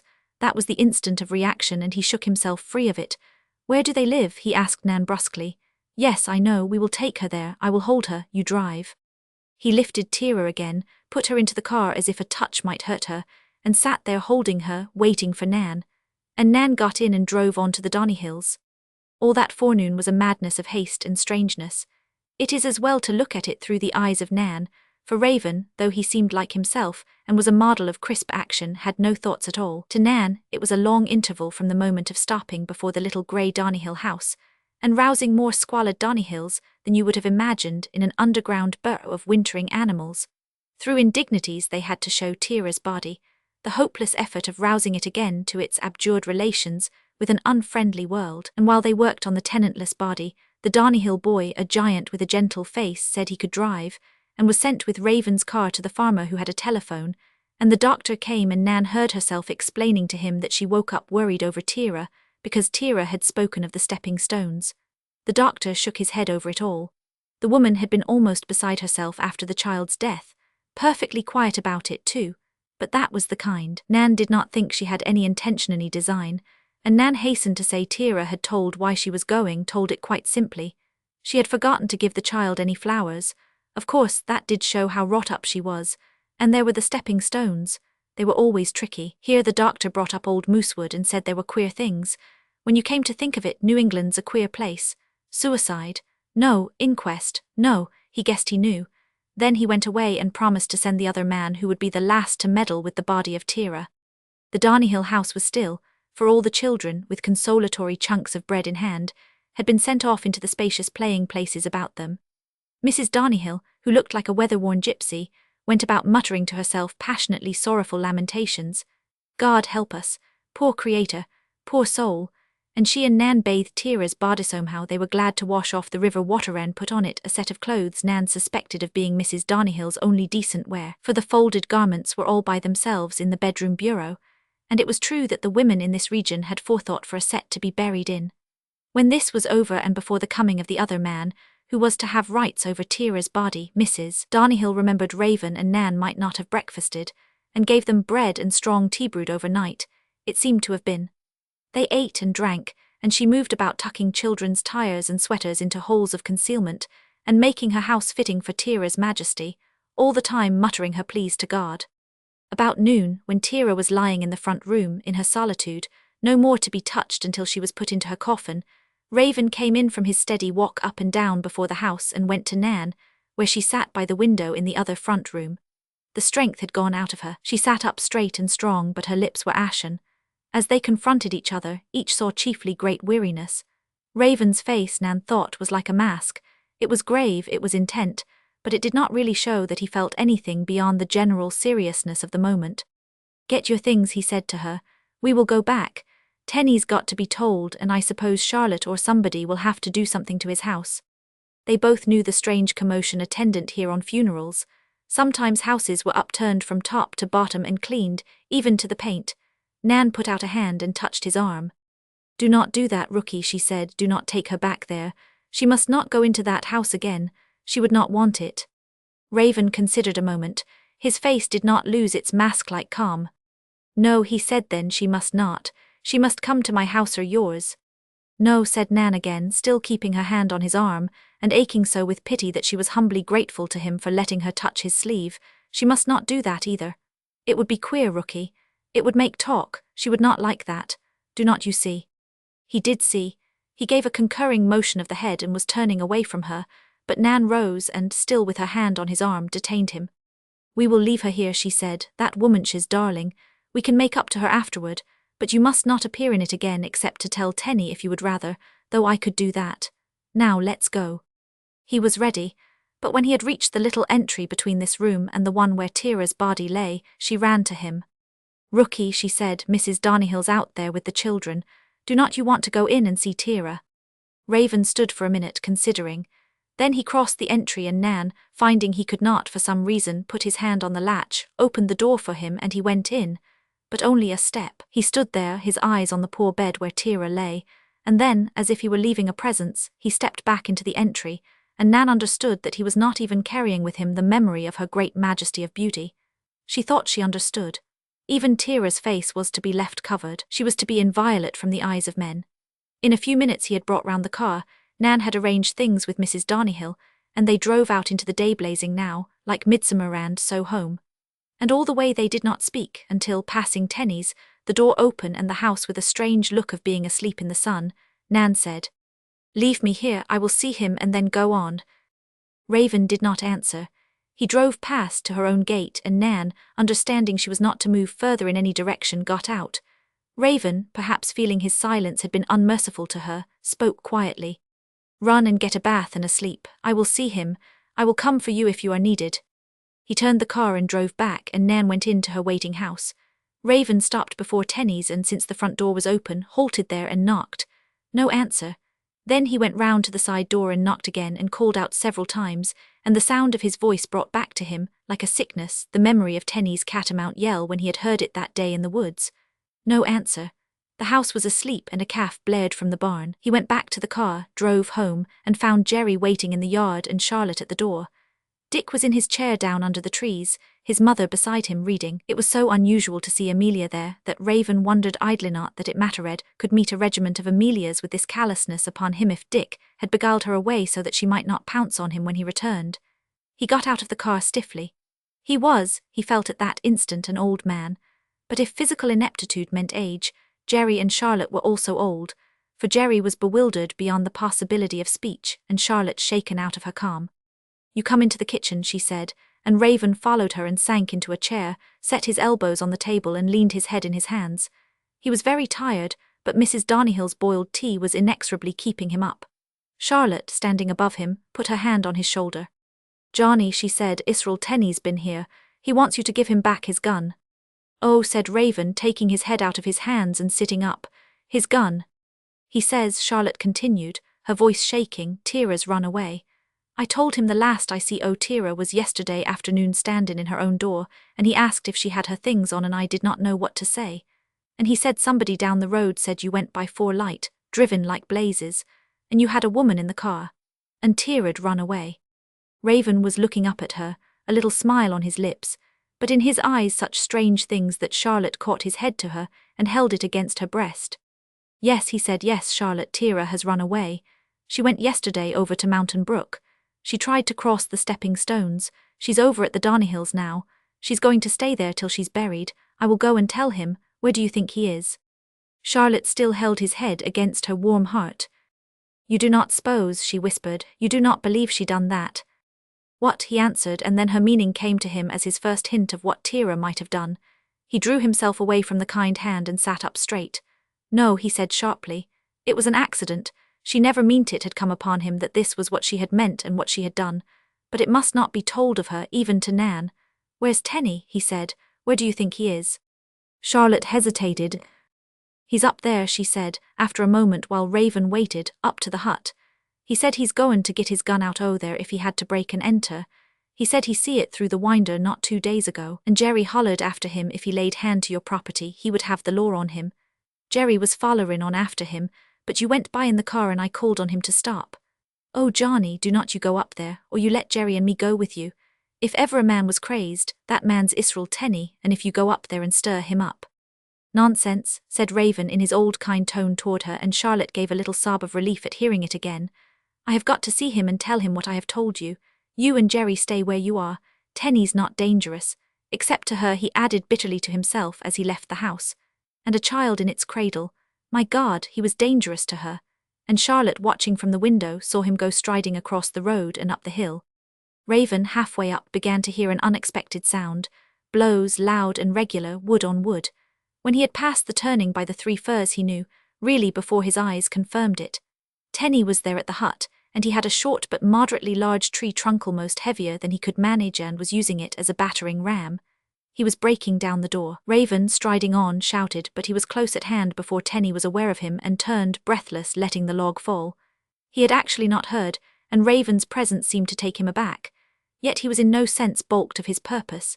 He faced about, breathless from his lifting and ramming, and Raven saw how intense was the passion in him, witnessed by the whiteness of his face, the burning of his eyes. I come up here, said Tenny, after my gun. You can get it for me and save your door. Raven paid no attention to this. You would better come along down, he said. We will stop at my house and talk things over. This he offered in that futile effort the herald of bad news inevitably makes, to approach it slowly. Then said Tenny, you hand me out my gun.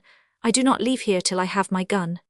Tenny, said Raven, I have got bad news for you. Yes, said Tenny blankly, she's run away.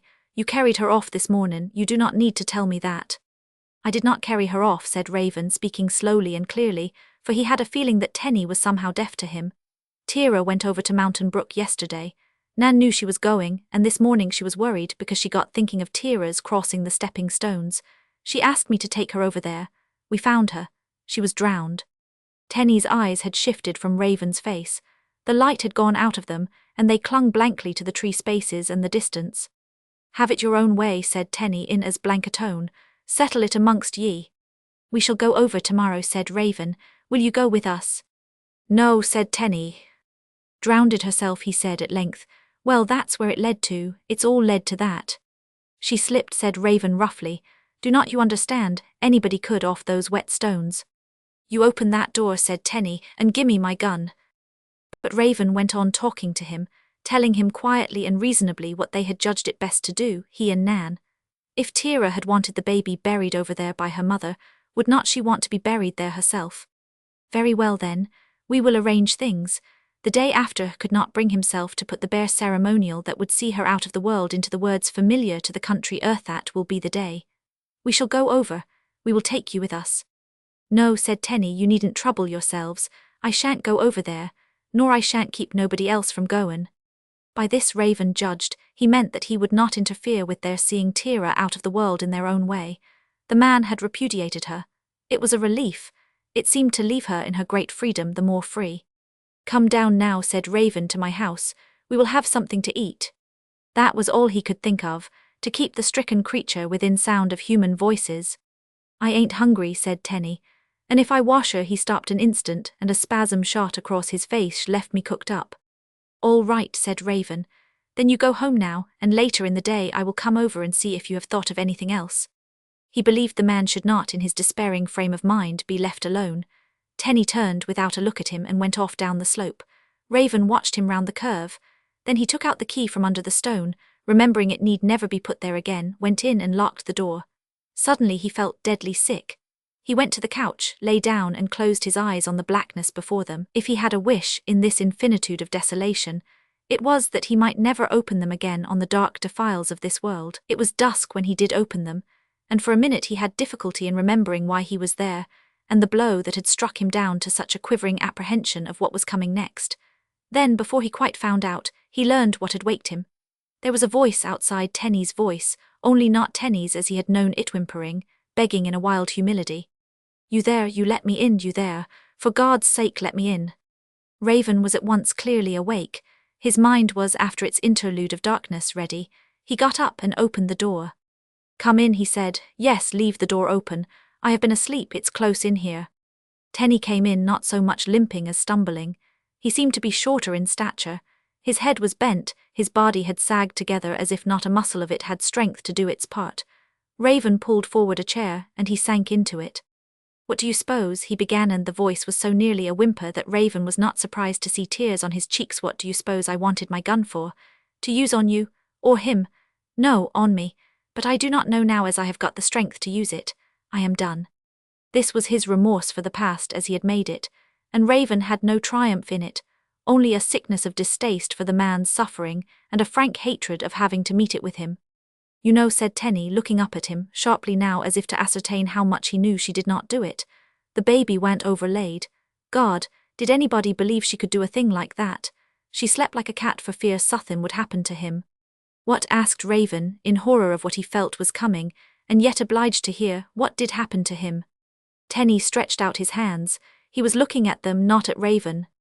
I cannot get it out o' my head, he continued in a broken whisper. There's suthin on 'em. You do not see nothin', do you? They look to me.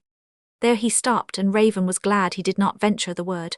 What had Raven to say to him? There seemed not to be anything in the language of man to say. But Tenny came alive. He was shaking with a great eagerness. I tell you, he said, a man do not know what to do. There was that what I done it to weren't mine. He looked at Raven in a hunger of supplication. He was almost dying to be denied. Yes, said Raven steadily, he was yours. How do you know? Shrieked Tenny as if he had caught him. She talked things over.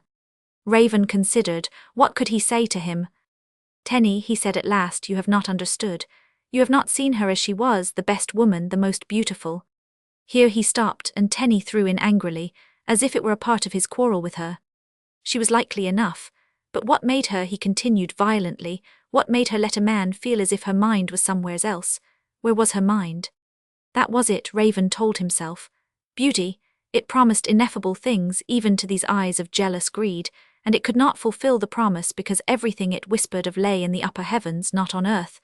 But Tenny would not have heard the answer even if Raven could have made it. He was broken. He bent his head into his hands and sobbed aloud. Good, course she was good, do not I know it, and she's gone, and Muhat be I goin' to do.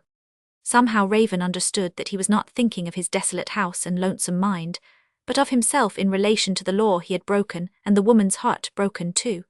Grotesquely almost came to his mind Tira's grave reminder, he's a very religious man, and Tenny seemed to have come, by some path of his own, round to the same thing. If there was a God. Oh yes, Raven threw in, moved by some power outside himself, there is a God. If there was, said Tenny, he could not forgive me no more'n he could Cain. There's that on my hands, when there's that. He stopped before the vision of the man God had scourged into exile for the shedding of blood. To Raven there was suddenly a presence beside them, not a holy presence, such as they might well have invoked, but Old Crow, and he remembered how Old Crow had eased the mind of Billy Jones. Tenny, he said, do not you remember what Tira believed in? She believed in the Lord Jesus Christ. She believed he could forgive sins. Do you believe it? Tenny hurled at him. Can he forgiveth that? Again he stretched out his hands. Yes, said Raven, he can forgive that. And I be, Tenny continued in his scriptural phrasing, whiter than snow. Raven found himself halting. There were, behind this vision of the symbol by which God made himself manifest to man, reserves of strict integrities. Tenny, he said, you have killed a child. Your child, you are a criminal. The only thing you can do to get back among men is to give yourself up, to the law, and take your medicine.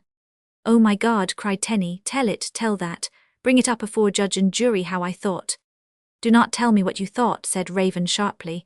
You have said it once, you were crazy and you killed your child. And what if he began, and Raven finished for him? What if they hang you? We cannot go into that. There's your first step, give yourself up. The next instant he was sorry for the brutality of this, but Tenny did not find it brutal. Strangely it seemed to him a way out, the only way. He was brooding. Suddenly he looked up.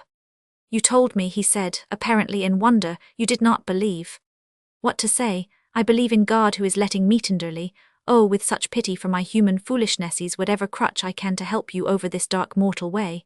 Could he say that? No, it was true, but somehow it could not be said. Yes, he answered gravely, I believe. Then, said Tenny eagerly, you pray with me. Raven, thinking on this afterward, knew he did pray, in what words he never could recall, and that the substance of it was forgiveness, forgive our sins, and that when he had finished Tenny completed his faltering close with for Christ's sake. Amen. And that because Tenny looked at him for confirmation, he Raven repeated it after him, humbly and with sincerity. And when shaken both of them beyond the possibility of speech, they rose from their knees, they heard a voice outside, Nan's voice. Rookie, let me in. Raven opened the door and found her there, and Dick was with her. You should not have come up here, he said to Dick. You are not supposed to climb hills. He had to, said Nan. I came up and listened and I heard voices, so I went back again and asked Charlotte for sandwiches, and Dick would come but I carried the basket. She had gone past him into the room and was unpacking food. No, Mr. Tenney, you stay, they are for you too, we are all tired out, you know. Let's keep together all we can, we are so lonesome. Tira, but she's the only one that is not lonesome, she's gone to heaven. Look, hot coffee too, now you eat both of you, there's nothing like grub. In the midst of this, Dick had gone round the table and put out his hand to Tenny and said, "H.R.U. Tenny," and Tenny, dazed, had given his. Raven found he was hungry and began to eat, and Nan somehow saw to it that Tenny also ate. And Raven, at least, felt in the breath of the spring night, something ebbing there in the hut. What was it? Waves of wild human turmoil finding a channel where they could flow equably. Nan and Dick went out on the veranda while the two finished, and Raven noted the murmur of their voices and wondered a little idly whether they were better friendslovers or only better friends. Presently Nan was back again. She brushed up their crumbs and packed the dishes into the basket. "Now, Mr. Tenney," she said, "this is what we have done. When I found you were both up here, I had Jerry go over and get your cows. He milked and I strained the milk. I locked up the house too. Here's your key. What makes you go back tonight? It will be easier by daylight. Rookie, could not he sleep up here?" "Yes," said Raven, "of course he can. We will be down to breakfast, tell Charlotte." Tenny offered no preference or opinion. He sat there, his key Tira had lost, he did remember vaguely, in the table before him. Nan, with the air of there being no more to do, wafted Dick away with her, and Raven and Tenny spent the night together in the hut. Raven did not sleep. He had an impression that Tenny did not either. It seemed to him a watch with the dead. Roman 45. In that darkest minute, when it seems as if dawn will never come, or if it does, to bring with it a deeper chill, Raven, for the first time in weeks, found his old enemies upon him. The fear of life, the terrible distaste for continuance in a world where there is no escape, even in going on, was this grief for Tira. Her needs had pulled him out from his own sickness of mind, and now that she would never need anything again, must he return to the dark dwelling of his mental discontent, and crouch there whimpering as Tenny had whimpered when he came to him here a few hours ago. And slowly, achingly, his mind renewedly accepted the iron necessity which is living. There was no giving up.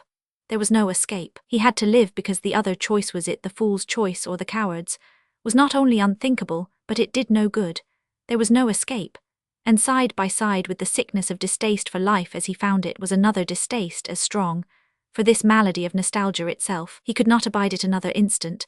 It was squalid, it was unclean, and he found his mind crying out, "Help me, for God's sake help me," but it was not to God he cried, it was to Old Crow, and Old Crow heard. Indubitably he heard, for there was an answer. Yes, yes, the answer kept beating in his mind, he would help. And what of Tira? Was she resolved into the earth that made her, or would she also help? He wondered why she had died. Was it because she had been unable to face the idea of the little boy who was not right taking his maimed innocence into some other state alone? No. Tira had her starkly simple faith. She had her Lord Jesus Christ. She would, as simply as she believed, have trusted the child to him. Did she so fear to face her life with Tennith, hurtling, blind, elemental creature with blood on his hands that she took herself away? No, Tira was no such person. There was a wild, high courage in her that, the more terrible the challenge, responded the more valiantly. Why did she take herself away? And what was she in these walls that had been dedicated to her safety? Was she existent like Old Crow? Was she here with Raven when his mind clamoured for peace? Did she, too, answer yes, yes? She had, he concluded, gone. It seemed as if she had withdrawn herself by her own will for some inexorable reason. He remembered threnodies that saw the beloved dead absorbed into the course of nature. The dawn, the sunset, the seasons round, the flowers that spring ever renewed to deck the laureate hearse. And as his mind sought her in the night breeze that came in to fan him and Tenny alike, in the sky where the stars, through arboreal spaces, never looked so piercingly bright, he did seem to be aware of an actual intelligence. But it was assuredly not Tira, and it was not Old Crow. It was Anne. Whether his mind had been so occupied by these other more immediate things that she could not get the connection between her will and his, whether she now found him bereft of Tira, free to do her unchanged bidding, he could not see. But Anne was there. At least the knowledge of her was in his mind, insisting on being heard, and insisting as it never had in this present life. For whereas then her attack had been subtly organized, Anne herself, the directing general, behind almost invisible potencies of suggestion and finesse, now here she was in the open, plainly commanding him, as if this might be the only fight she should be able to manage, and it must be to the finish. And what she wanted was plain obedience touching the disposal of her trust. It was not his love she was asking for now, that he concluded, though without bitterness, might not look desirable to her any more. Or perhaps she had learned how futile it was to ask it. Or indeed was all love futile beyond the grave? No, for he loved Tira withdrawn into her impenetrable seclusion, but that he must not think of. The fight was on, the conclusive fight with Anne, and he seemed to be battling for the integrity of his own soul, the freedom of his will. He sat up on his couch and heard himself say aloud, "No, I will not do it, you cannot make me." Was this the way to speak to Anne, to whom all the reticences and delicacies of life were native air? But she was not Anne now so much as the enemy of sane conduct here in this world, and of his struggling will. "Do you speak?" called Tenny from the next room. "All right," said Raven, and realized he must not speak again. Thereafter the fight with Anne went on within the arena of his mind. He poured himself forth to her. For the first time in his life, he admitted her to his inner beliefs and sympathies. He would not, he told her, devote her money to the debasing of the world. Wherever she was, she had not learned a page more than she had known when she wrote that letter to him about the things that help the world and the things that hinder. He did not believe, he told her, she really wanted to learn. She wanted only to be obeyed, to put her money where she had ordered it to go merely because she had ordered it. "You cannot have it, Anne," he repeated, whenever his mind halted in argument, and she kept pressing him back into his old hopeless subserviency. "I will tell you where it's going to France. There will not be any palace, Anne, it's going into the land. It's going to help little French boys and French girls to grow up with time enough and strength enough to put their beautiful intelligence into saving the earth. It's going to be that sort of a bulwark between them and the enemies of the earth. And that's the only road to peace. Do not you see it is, Anne? Do not you see it? You will not get peace by talking about it. You wasted your money when you did it all through wartime. You harmed and hindered. Do not you know you did? If you do not, what's the use of dying? Do not they know any more there than we do here? Anyway, I know more than you did when you made your will, and that's what I am going to do. Train up beautiful intelligences, and the ones that are likeliest to work it all out practically. How to live, that's what they are going to work out, how to live, how to help the world to live. Do not you see, Anne? For God's sake, do not you see?" She did not see, or, if she did, she was too angry to give him the comfort of knowing she 999. But suddenly, in the midst of her anger, there was a break, a stillness, though it had been still before. Perhaps it was most like a stillness of mind, and he felt himself as suddenly awake to a certainty that Anne had done with him. Once before she had seemed to leave him, but this time it was for good. She had gone wherever the road was open to her. He had armed his will and sent it out to fight her will. She was rooted, and she would never challenge him again. Perhaps in her scorn she had repudiated him. Perhaps the world, if it were called on to pronounce judgment, would repudiate him for betraying a dead woman's trust. Well, let it. The impeccability of his own soul was not so very valuable, after all, weighed against what he saw as the indisputable values of mortal life. He lay back on his bed, exhausted by the fight, foolishly exhausted because, he told himself, there had not been any real Anne. Only her mind as he had known it, and his own mind had been grappling like two sides of an argument. But while he tried to dull himself with this denial of the possibilities beyond our sense, he knew underneath that there had been Anne. And she had gone. She would not come again.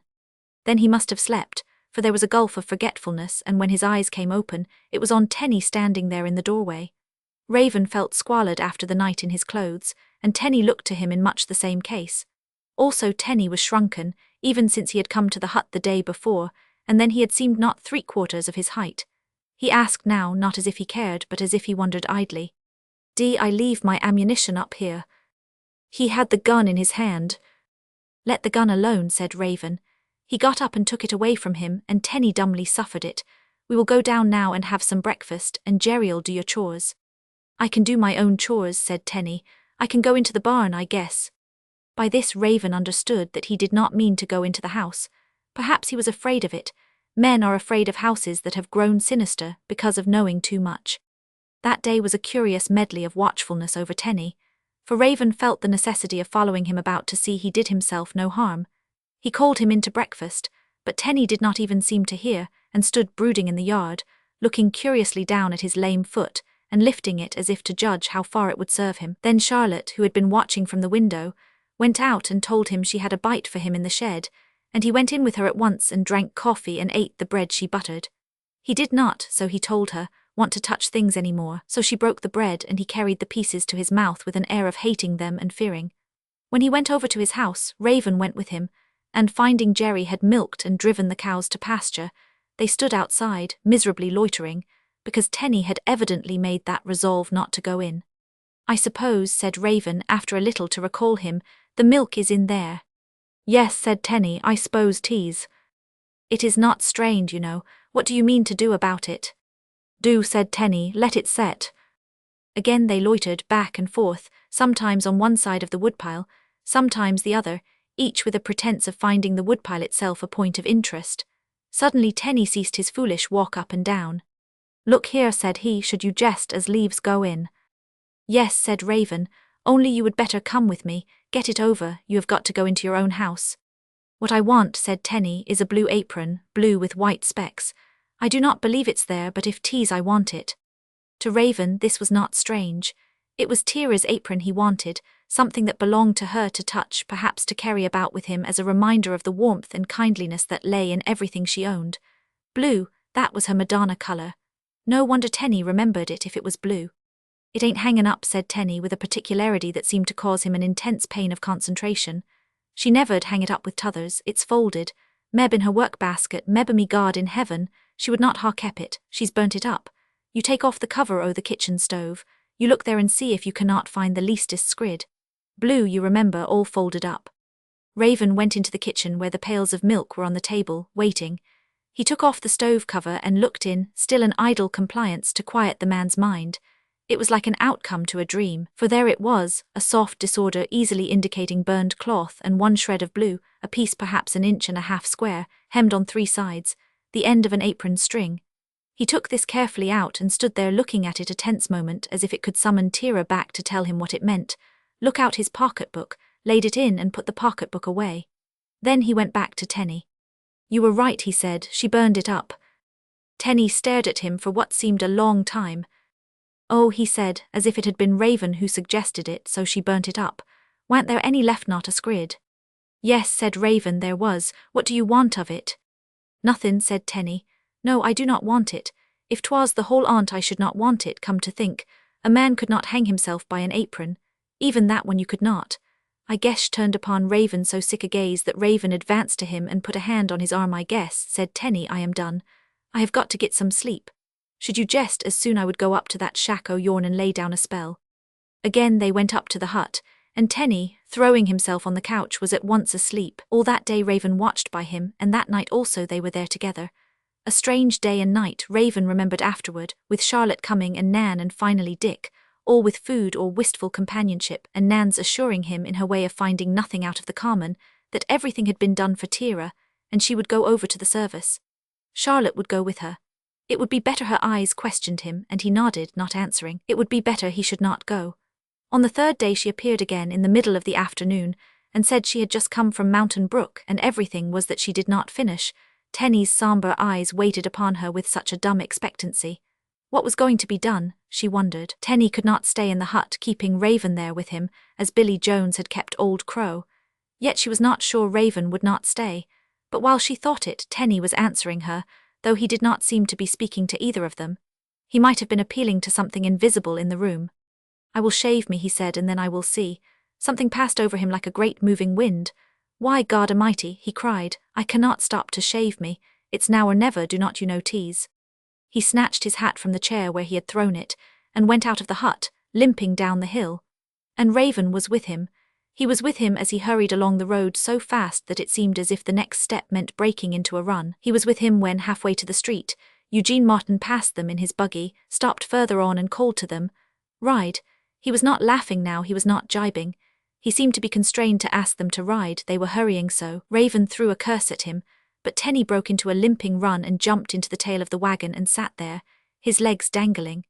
And he called so piercingly to Martin to drive along, to hurry, for God's sake hurry, that Martin did whip up, and the wagon whirled away, and Raven hurried on alone. That night at 8 o'clock, Nan went over to ask if Raven had come home, and finding he had not, loitered back to her own gate and waited. She could not go in. If she kept her mind on him, he might come.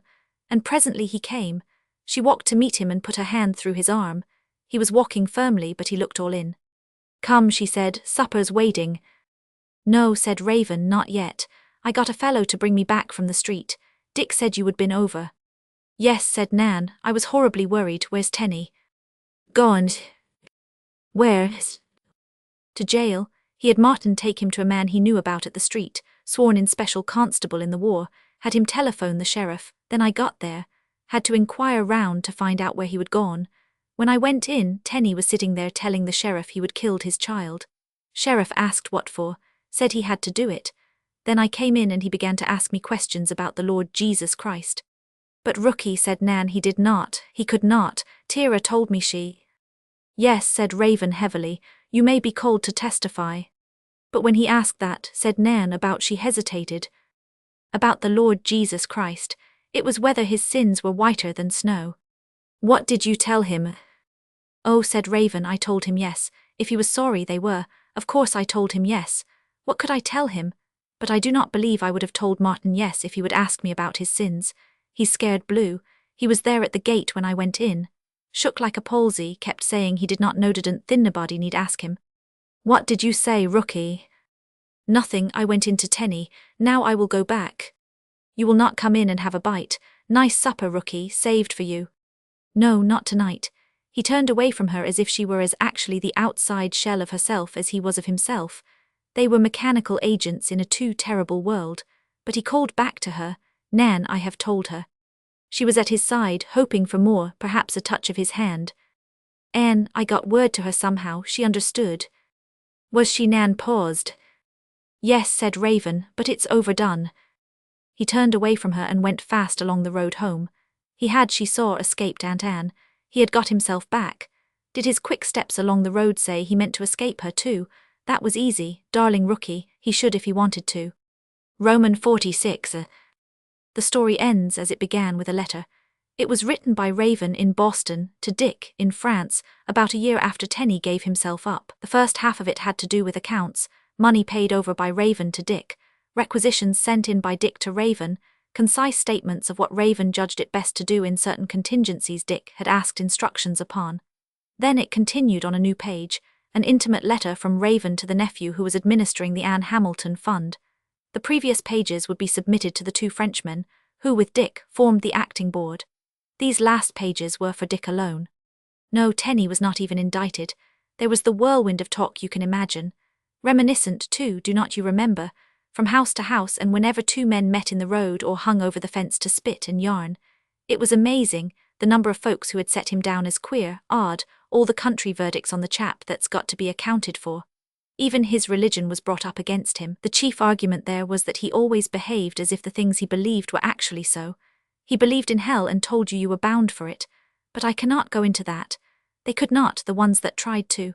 They got all balled up, just as their intellectual betters do when they tackle theology. All this, of course, began before you went away, and it continued in mounting volume. If you want New England psychology, you have it there to the last word, that curious mixture of condemnation and acceptance. They believed him capable of doing things unspeakable, and yet there was not a public voice to demand an inquiry as to whether he really had done them. They cheerfully accepted the worst and believed the best, and it's true he had behaved more or less queer for a long time, would not speak to people when he met them, did not seem to know them, and then suddenly breaking out in the blacksmith's shop or buying his grain at the store and asking if they were saved. The women were the queerest. They said he set his life by the child. Why, he could not even bear to go to the funeral of his wife or the child either. And had not they seen him and Tira driven by, time and again, the baby in Tira's lap, in his little white coat and hood? I do not know how many times I heard the evidence of that little white hood. Even Charlotte caught it and plumped it at me. You remember yourself how disgusted the authorities were when he trotted about like a homeless dog, and insisted on being arrested for a crime they knew he did not commit. Poor old Tenny, they said, any man might be crazed, losing his wife and child in 1 week. They were very gentle with him. They told him if he hung round talking much longer he would be late for his planting. Of course the doctor did set the pace. He was told everywhere he went how Tira had sent for him at once, and how she had said she had, in that hideous country phrase, overlaid the child. One interesting psychological part of it has persisted to this day, the effect Tira had on the doctor, his entire belief in her simple statement which she was never asked to swear to. You remember there was no inquest. He never, he said, was so sorry for a woman in his life. He seems to have been so determined to prove her a tragic figure that he would not for a moment have the disaster lightened by denying her that last misfortune of having done it herself. Lots of these things I have not told you, they are so grim and to me now so wearing. They have got on all our nerves like the devil, and I fancy even the Wake Hill natives are pretty well fed up with them. At first they could not get enough. When Tenny could not get the law to believe in him so far as to indict him, the embattled farmers took it on themselves to cross-examine him, not because they thought for a minute he was guilty, but because they itched to hear him say so. Drama, do not you see? And he never wavered in asserting he did it. Only when they asked him how, he just stared, and once told a particularly smart Alec he guessed it was a man's own business how he killed his own child. And he stayed up in the hut, just as he was doing when you went away, and night after night I had to stay with him, stuck to me like a burr and wore me threadbare, asking if he was forgiven, and if that did not mean he was whiter than snow. I tell you, Dick, it was all so involved that I believe, although he used the set phrases about the Lord Jesus Christ, he really believed it was I that had forgiven him. He used to ask me to tell God to do it for my sake, and I remembered Old Crow and how he played up to Billy Jones, and if you will believe it, I did ask God, though not for my sake. And horrible as it is, grotesque as it is, no, by George, it is not grotesque to speak to a man in the only language he can understand. He wanted God and he could not any more reach him. He had to climb up on another man's shoulders. Well, I told him it was all right. He was forgiven. Then he scared me blue by saying he was going round preaching the gospel, his farm is sold. You know, stock gone, everything wiped out, and I told him he would prove too dangerous to be let loose on the world again. But he had me there. He asked if he was forgiven, why was not he whiter than snow? And he hung to me like my shadow, and asked if he could not keep on living in the hut, till he felt strong enough to preach. I told him he could, and blessed if I did not see him and me there together, world without end, like Old Crow and Billy Jones, for nothing was ever going to persuade him to let go of me again. You would better laugh, Dick. Nan and I had to, we almost cried. It is funny, I bet Old Crow laughed, but Tenny saved me. He took it into his own hands, and what do you think did it? We went down to the house one morning for breakfast, and Charlotte came out to meet us, tying on a clean apron. It was blue with white spots. I forgot you do not see any significance in that, but Tenny did, and he stopped short and said, God Almighty, I was in hopes I never should set eyes on a woman's apron again. I went up to have a bath. My staying at the hut was a kind of emergency business, you see, and he disappeared, and Charlotte and Jerry did not get on to it that he was really gone, and later on he was seen wading into the water over at Mountain Brook, there by the stepping stones. The Donnyhills saw him, and at first they thought he knew what he was about, but kept on watching him. He stooped and dipped himself, and they had an idea it was some kind of a self-conducted baptism. I believe it was.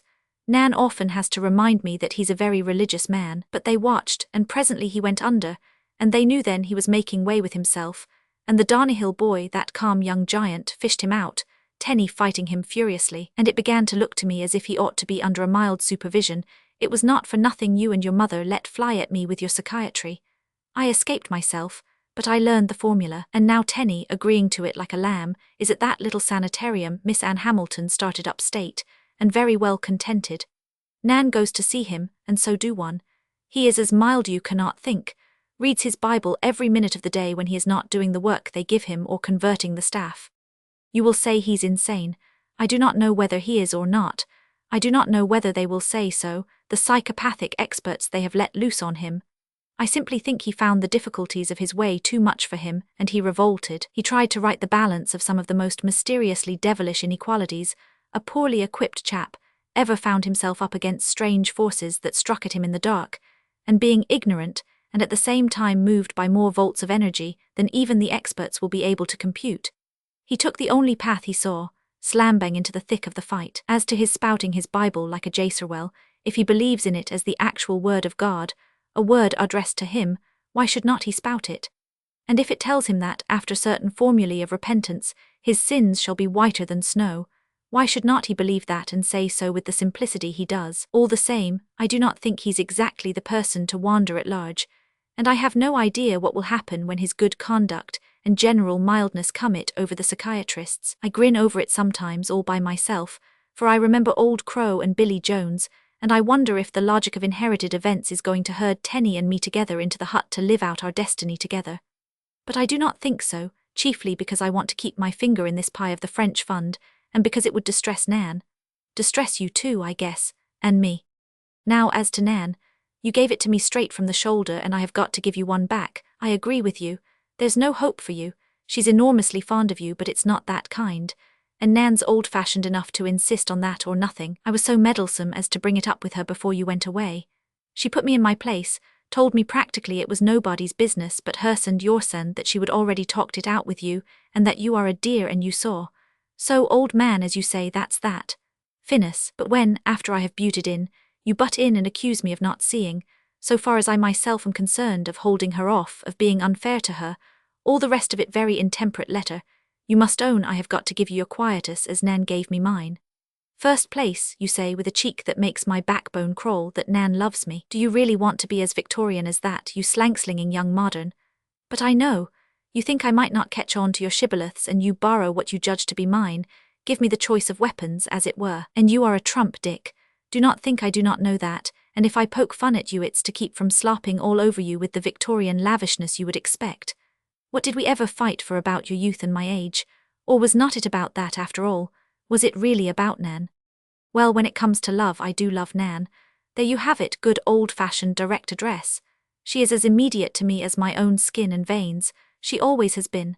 She began to grow into me when she was little, and she kept on growing. There are fibres and rootlets of Nan all through me, and the funny part of it is I love to feel them there.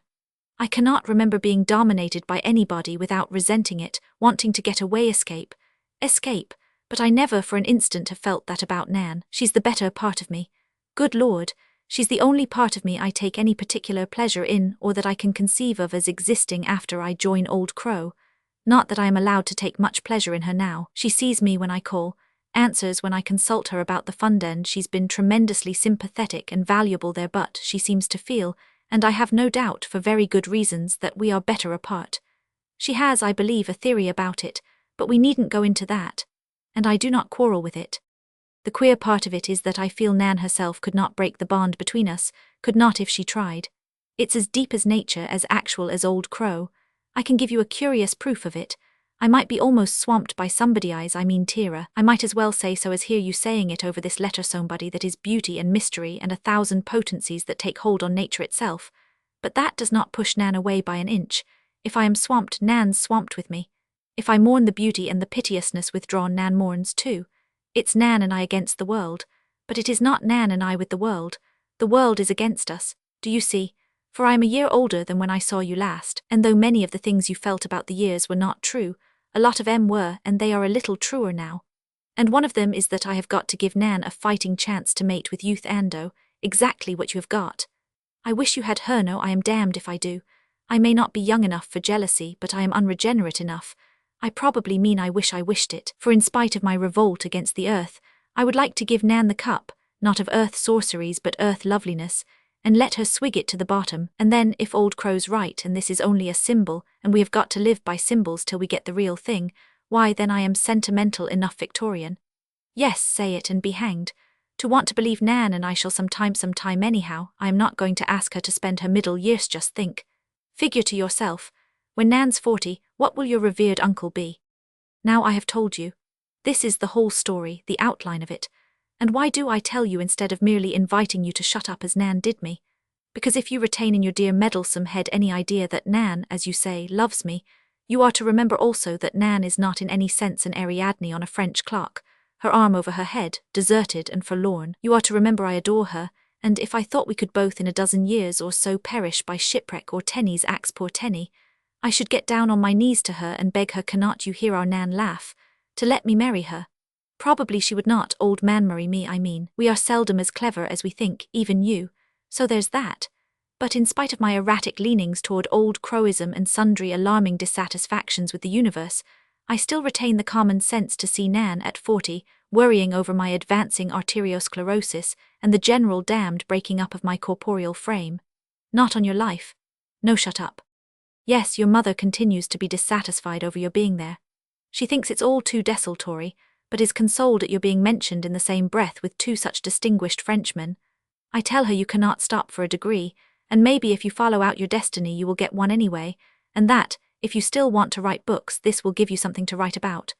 But she does not mind so much since she's gone into politics, hammer and tongs. Now this letter reached Richard Powell in the dingy office in Paris, where he happened to be in consultation with his two advisers who were, with an untiring genius of patience and foresight, interpreting to him daily the soul of France. He went over the first part of the letter with them, article by article, point by point, very proud under his composure of their uniform agreement with the admirable Monsieur Raven, and after their business session was concluded and the two Frenchmen had gone, Dick addressed himself to the last part of the letter, given in these pages. He bent himself to it with the concentration that turns a young face, even though but for the moment, into a prophetic hint of its far-off middle age. If he had kept enough of his shy self-consciousness to glance at himself in the glass, he would have been able to smile at the old fear of what the years might do to him. No heaviness there, such as he remembered in his father's face, only trouble, pain, and their mysteriously refining tracery. But the heaviness was in his heart. He had to understand the letter absolutely, not only what it said but all it implied. If it actually meant what he believed it to mean at first reading, it drew a heavy line across his own life. Nan had drawn the line before, but this broadened it, reinforced it with a band of black absolutely impossible to cross. And it did mean it, and having seen that without a possibility of doubt, he enclosed the letter in an envelope, addressed it to Nan, and leaned back in his chair, never, he believed, to think it over again, never so long as he and Nan lived. There was no residuum of sentiment in his mind, as there was in Raven's, that, after Nan had finished with this life, according to her own ideas, there might be hope of another Nan bloomed out of this one somewhere else, and another Dick, risen out of his ashes, to try his luck again. No, the line across the page was the line across their lives, and said Dick, that's that. But he caught his breath as he said it and was glad there was no one by to hear. Anybody who heard would have said it was a sob. He was, he concluded, rather fagged with the day.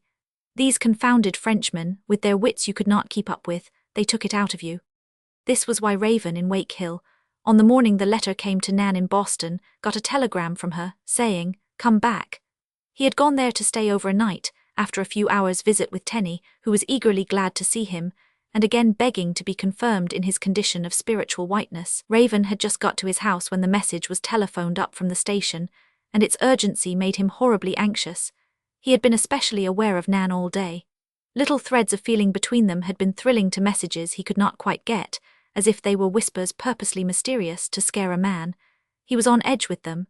They quickened the apprehension the message brought upon him overwhelmingly. She never would have summoned him like that if she had not needed him, not a word by telephone, but his actual presence. He had Jerry take him back again to the station, and in the late afternoon he walked in on Nan waiting for him in one of the rooms. Anne Hamilton had kept faithful to the traditions of bygone Hamiltons, but that now knew her no more. It was Nan the room knew. Nan in her dull blue dress against the background of pink roses she made for herself, and the room, Nan white with the pallor of extreme emotion, bright anxiety in her eyes and a tremor about her mouth. She went to him at once, not as the schoolgirl had run, the last time she offered her child lips to him, but as if the moment were a strange moment, a dazzling peak of a moment to be approached. How should she know the way to her heart's desire? "What is it, dear?" asked Raven, not putting her off as he had the schoolgirl, but only unspeakably thankful for the bare fact of having found her safe. "What's happened?" "I had to tell you straight off," said Nan, "or I could not do it at all. He sent me your letter, Dick, the one about me." Raven was conscious of thinking clearly of two things at once. He was, in the first place, aware of the live atoms which were the letter, arranging themselves in his mind, telling him what they had told Nan. He was also absently aware that Nan's face was so near his eyes it was nothing but a blur of white, and that when he bent to it, the white ran in a rush into a blur of pink. "So Dick sent it to you," he said. "Well, God bless him for it. Kiss me, my Nan,